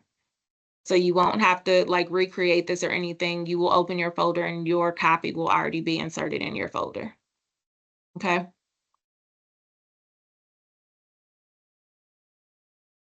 All right. During your FAMS, you will need to use the provided slide deck to facilitate. So Sonia's going to go over that in a little bit. That slide deck is technically it's optional, but it's just a way for you to organize your meeting.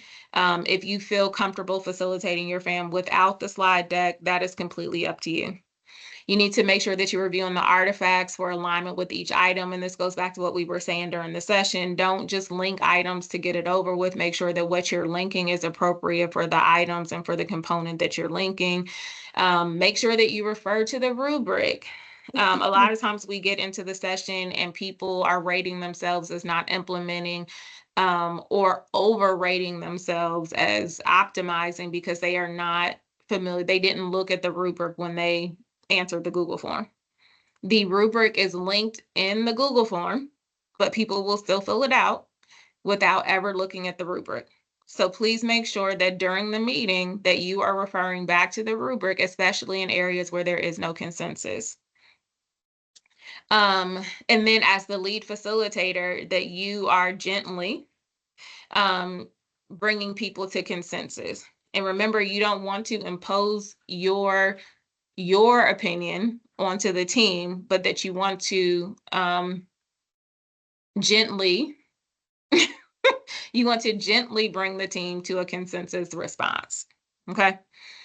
And then after your meeting, you're going to submit your artifacts, your 1-pager, which will be in your folder, but you just want to send us a direct link to it, your note catcher, and that will be optional. Sonia will talk about that in a minute, and your FAMS consensus spreadsheet within 5 days of completing your FAMS facilitation. So if you finish your FAMS on a Monday, you should be sending us your documentation by that Friday.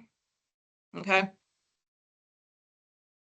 All right, so Sonia's going to go over the resource guide here, and then we'll open it up for questions. All right, so like Anisha said, this is our resource guide. And so you will have access to this document once you receive confirmation that you have submitted. Your principals have received an email earlier this week on Monday that says, here are some directions. We need you to fill this out. Please submit your information. And so they will receive an email. Hopefully you have been identified as a lead. If not, we're going to have your information after today anyway. So the video from today will be linked here. It will be transcribed so you will know to come to exactly this point in the video. It will be linked here. And then today's bit.ly is already linked here so that you have access to the deck to go immediately here. Now, there is a FAMS resource deck that is available to you. It will be a forced copy, but for time's sake, it is not. And so many of you are already on this slide deck, so you can utilize this during your presentation. You simply put your school name here and the date that you're going to facilitate. So because we are utilizing this in training purposes, I have put today's school results as endless possibilities. So you want to make sure that you have your school name here. You want to make sure that whoever has participated, you have your responses here. And so as people are filling it out, so if you have 10 people on your MTSS leadership team, 10 responses should be recorded. So if 10 people are participating, you want to make sure that everyone is or has completed this form by the day of the facilitation. Please do not allow them to fill it out as you are doing your facilitation. It will not work that way. So what you're going to do is simply have this part of your analytic up. So as you're going through each component, you can read it to them or someone can volunteer to read. So you'll say item 1, the principal is actively involved in and facilitates MTSS implementation. And so we've already put the components here for you so you know it's optimizing, operationalizing, emerging, developing, or not implementing. So based on the 100% of those people that took this survey, the principal or the school is emerging and developing. There should not be any discussion here because it was 100%. However, there needs to be some conversation based on what we said. Remember, we said actively involved means that the principal has a vision. Doesn't mean that they're coming to the meetings, but they have a vision. So they may up theirs and say they're operationalizing based on some evidence that they have. So this is when you have that conversation. So we sometimes will see that some schools are split, and this is where you have that conversation. They're split between not implementing the emerging and developing. So a leadership team is established that includes 5 to 7 members. So this is when you can say, hey, let's look at one of our agendas. Is everyone represented? Well, who is supposed to be there? You can refer back to the MTSS handbook to say, oh, it's supposed to be a counselor, a social worker. So this is when you can utilize all of those artifacts to kind of support who's supposed to be there. And so they decide that, oh, we have more people than we're supposed to be there, so we're operationalizing. So this again is when you utilize the resources that are available, like your FAM document, and say, oh, wait a minute, guys, we are not marking ourselves the way we're supposed to. So we want you to utilize the rubric and use the rubric to rank yourself so that you are not lowballing yourselves, because oftentimes schools sometimes lowball themselves when you should actually be utilizing that to support you. So that is one aspect that we want to make sure that you are using during your facilitation. The next thing is that you want to make sure that as you are recording your results, that you are rectifying anything here. So for example, for one, we decided that we were not emerging and developing, so we need to record that we decided we were operationalizing. So you want to make sure that you're putting a row here that says operationalizing, so that when you submit this to your specialist, there is a section that says operationalizing. And then for this one, you may have said that you were not emerging and developing, but on this one, you were actually operationalizing as well. Now, there are also some schools that like to collect their notes here so that you have a space to collect notes. So you can also put that here. But you also, again, need to make sure that you're putting a space here so you can insert your row and have your final consensus down here. So that way we know that it was operationalizing. And this is also operationalizing. So that way we know, and you can color code it however you want to, so that we know when we receive this, this is what you finally said your final answers were. And then if you want to collect your notes here, you can. You don't have to use the note catcher that I'll show to you in a second. So these are your two main things that you're going to utilize during your meeting. There's also the FAMS rubric. This is the same rubric that was showed earlier. We want you to refer back to this as you are talking, because remember, we said, number one, the principal does not actively support MTSS.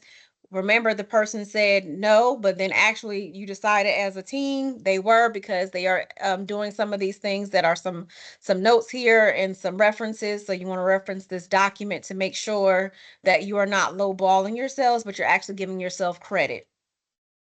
Another piece of document is just the FAMS overview and FAQ. So that was just that short one pager that had those 6 documents. And then you can go back to your North Carolina Belief Survey. This is just the one pager or document that just kind of showed a couple of the questions that were asked this year. Remember, it was turned into a Qualtrics. And so that Qualtrics information can be found on Navigator portal. And this could be an artifact that you can add actually to your artifacts. The Qualtrics has been closed for a while. So if you need to do this for beginning of year and end of year, this will be some good data or your needs assessment. Any questions about this document? So this is just a PowerPoint that as I facilitate for schools, I like to use. This is the note catcher. Feel free to use it or not. Most schools, I let them take their notes because there's a section that they can go on here and say their next step. So as we talk about each section, they'll capture notes for leadership in each component, and they'll say, this is what we need to work on over the summertime. And then they'll have their next steps. It's like we're working on our master schedule, or this is the PD that we might need to provide at the beginning of the school year, or this is what we're going to do for our coaching plan. So they're capturing their next steps here. We do realize that there are a lot of schools that have new principals, so we rely on the MTSS leadership team to kind of help guide the principal during this process. Again, you guys are the experts, so we rely on you to help that new principal there. And we also know, again, you are the experts there. So just keep that in mind as well.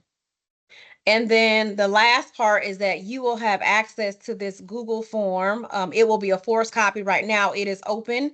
It will not be, it'll be a forced copy, but for sake now, you will have access to it. You will come here and name it as your school name.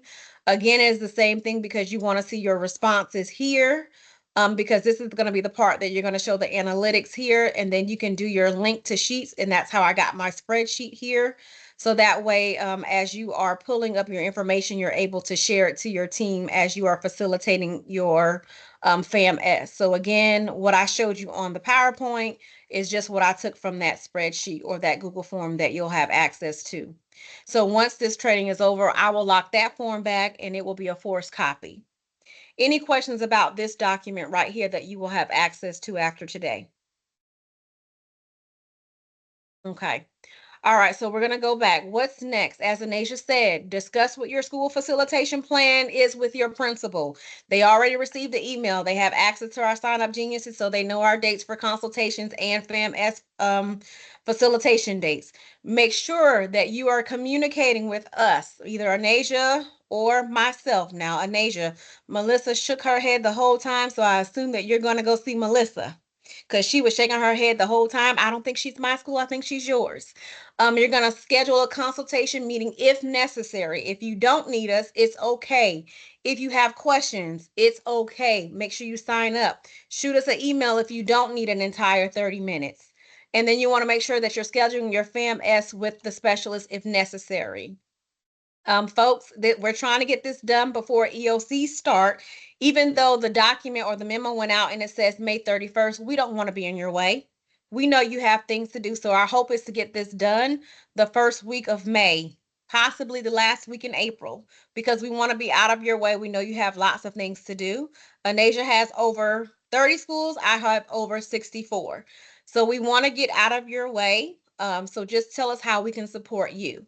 Anasia, I see a hand up, but I can't see who it is. I think it's mine. Yes. I have a couple of questions. Okay. One is, so it looks like there's two options for note taking, and I have found in the past that it is really helpful to be taking notes during the conversation, so you don't have to kind of go back through and remember what you said were your action steps. So it looked like that the one note sheet, like the same as last year, or you can just add a row in the spreadsheet form. Mm-hmm. Okay, Yes. so if that's okay with you, that seems easier, just so it's not a lot of clicking back and forth. Yes. Speaking of clicking back and forth, what's your advice about what to have on the screen in the room and what to have? There's a lot of things that need to be open at once. Mm-hmm. Is it helpful for each participant to have the rubric open and have the form up on the screen so everyone's seeing the results, or vice versa? I like for everyone to have their own rubric that they can refer to. And I like to have the analytic sheet. So as I'm reading, because all the questions are already there for you, just reading the question and you're looking at the results. And then if you want to have a scribe or someone else that you trust that can write down the results, the consensus of what it is, and they can record that and the notes for you. Okay, thanks. Last question. Mhm. You mentioned, Anisha, a couple of times, like it's important for the participants to know, to understand ahead of time certain factors. For example, that first question about the principal, right? So do you suggest kind of running through some of that before everyone does the survey on their own, or just let them take it and then kind of revise it with that information in mind? Yeah, I think that it's important that you consider who's at the table, right? And that's why we link the rubric in the Google form so that they have like that reference point. But if you get a sense that when you're at the table with everyone, that like they answered that question without any knowledge and they're just like eeny, meeny, miny, mo, then like bring them into the rubric and say like, hey guys, like let's look at this rubric. This is, we actually do this, or like I don't think we rated ourselves correctly here. Let's look at this rubric, because what you will find is that people will be like, oh, I didn't actually read the rubric a lot of times. So gently massage them and bring them to where you want them to be. But in your internal directions to your team, you can say, please use the rubric. Or if you feel comfortable, you will have access to the deck that we use today. You can have a mini kind of training to introduce them to the FAM, to prepare them as much as you think they need to be prepared, so that they have kind of a base level understanding before they complete their responses. It's totally up to you. Got it. Last question. As this is new that we might facilitate our own, and you did mention that the facilitator isn't really supposed to give their own opinion. If we are a member of the team, but we are facilitating it ourselves, do you foresee that that's going to be challenging? Yeah, you can definitely give your own opinion, right? Because it's not like it's not evaluative, right? So it should be conversational. So you can definitely give your own opinion. What I mean is like, don't force, like if you think if the team feels strongly to go in one direction and you feel like, no, we should head in a different direction, as the facilitator, your role is to build consensus and not to like force your team to go into the direction that you want them to go in. So you are, the goal is to have the team find some level of agreement, and it's not necessarily the most important thing that you convince them to go in one direction or the other. The goal is to have everybody kind of come to some agreement, some level of agreement, to say, okay, I'm comfortable being here.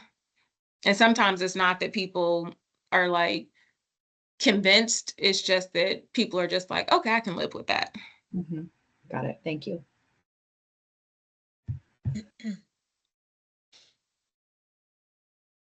There's a question in the chat. Oh, go ahead, Sony. I'll let you finish this slide real quick, and Ziamara. then we'll do questions real quick. Well, I think Ziamara and then Indio have their hands up too. Yes, and then I can't see the chat. Okay. Quick question. You said to schedule with you the FAMS.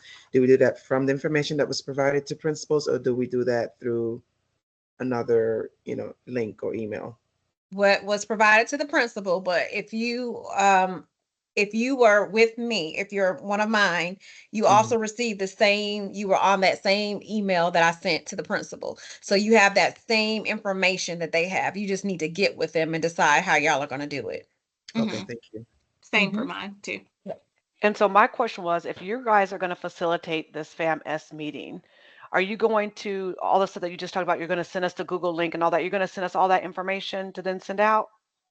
Yes. So Indio, you signed up. I will be sending out your confirmation email and your calendar invite with all the things that you need. Even though I'm coming to you, I'll send that out.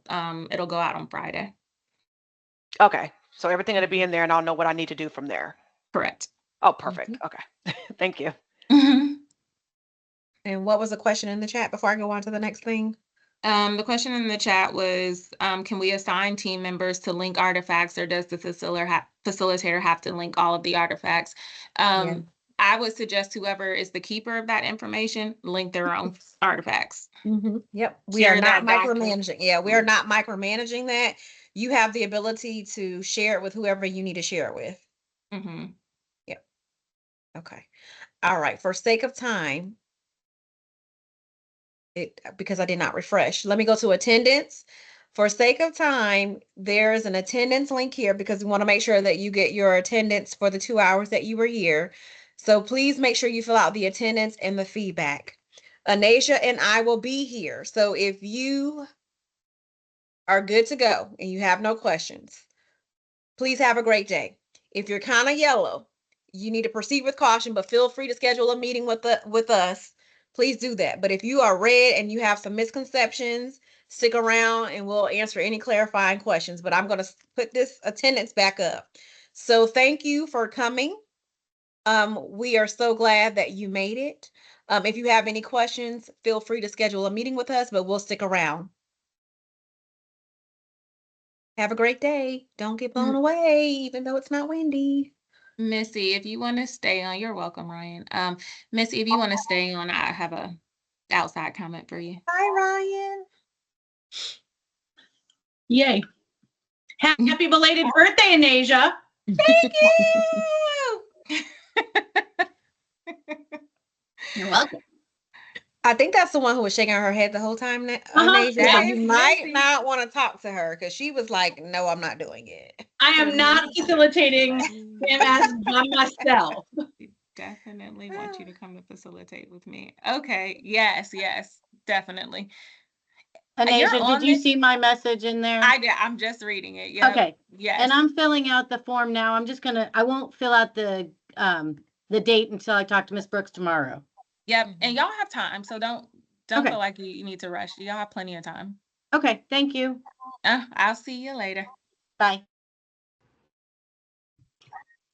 Dr. Anderson, Yes. this is Tina from Crown Point. Hey, Tina. Yeah, I already filled out that form. I set our meeting for April 9th. Is that too soon? Because that's what we decided on. No. Are you facilitating or am I facilitating? I am facilitating. Okay.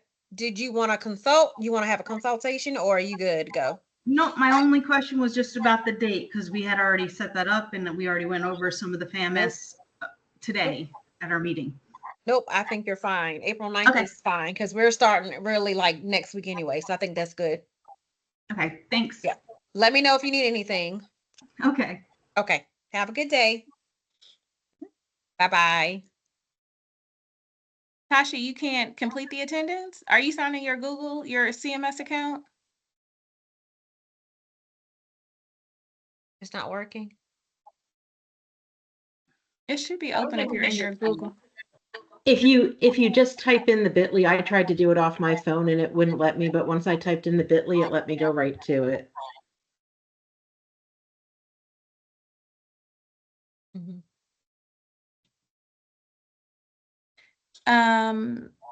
I was trying to see if we addressed everything. The date range is Sony and I are beginning next week, and we are going to be doing FAM through early May.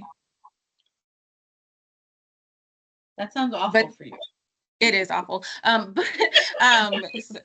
exact dates are all listed on the Sign Up Genius. So if you did not receive it, just I put in the chat to just email us directly because we sent it out to principals on Monday and we included lead contacts. So just make sure that if you didn't, just email us directly so we can send you that list.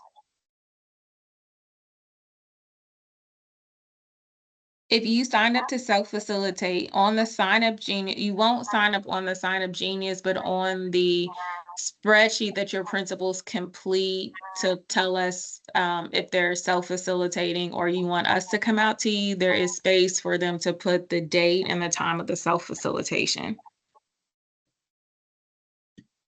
Ziamara, I'm creating a room. If you need to go in that room with me. Okay, I'm Missy. gonna try. Okay. Missy, I was just gonna say, I know you're not mine. Yeah. So the process will be different because Securia, I know, is scheduled to facilitate yours. Yep. However, any of the resources that we use today, feel free to use them. And then,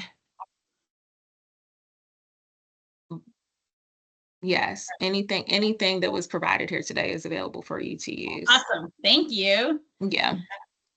Sounds good. And I'll get with my principal about facilitation and things like that because Because her I am not- information should have gone out too. okay. I'm not doing that by myself. Okay.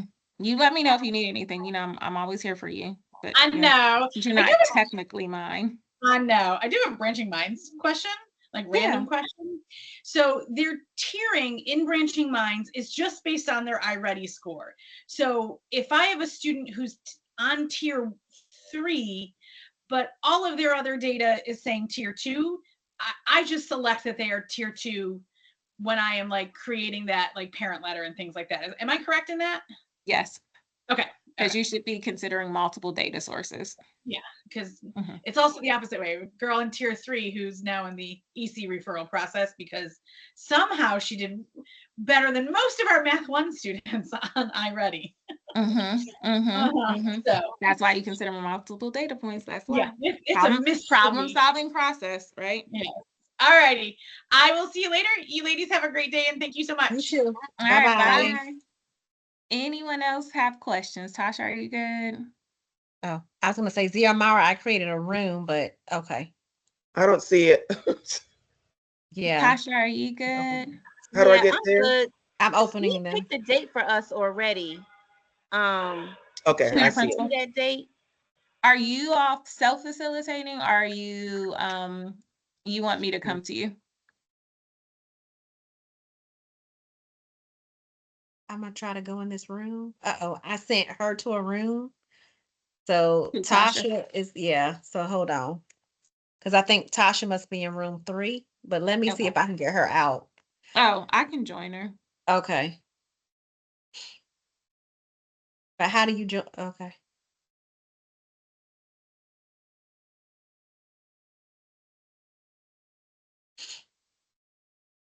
How do you Okay. join the room? Because I don't see how to join the room. Go to your rooms and then join it. But Tasha ain't in there. Okay. Oh, open the rooms, maybe. I Is already that- opened them. Yeah, they're open. Oh, it says open. Okay. Well, let me see because she won't in there. Let me see. She not in a room. Oh yeah, she's in room 3.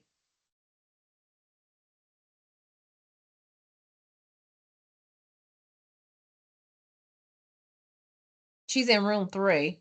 You see Yeah. them? I went in room 3. She ain't in there. Yeah, I see Tasha and Amy in there. And then I see Ziamara. Yeah, but when I go in there, it says I'm the only person in there. I'm gonna It go won't- back. Okay, let me Join just room close 3. them. Let me just close them. Because it won't let me join them.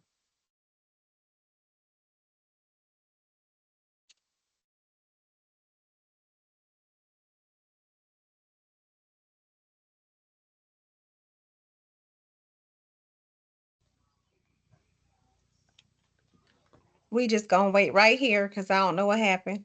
Okay, that's okay. But what was your Um, question? You said that like interventionists or facilitators were included on the principal's email. I don't Mhm. remember seeing that, so but I'll touch base with my principal tomorrow.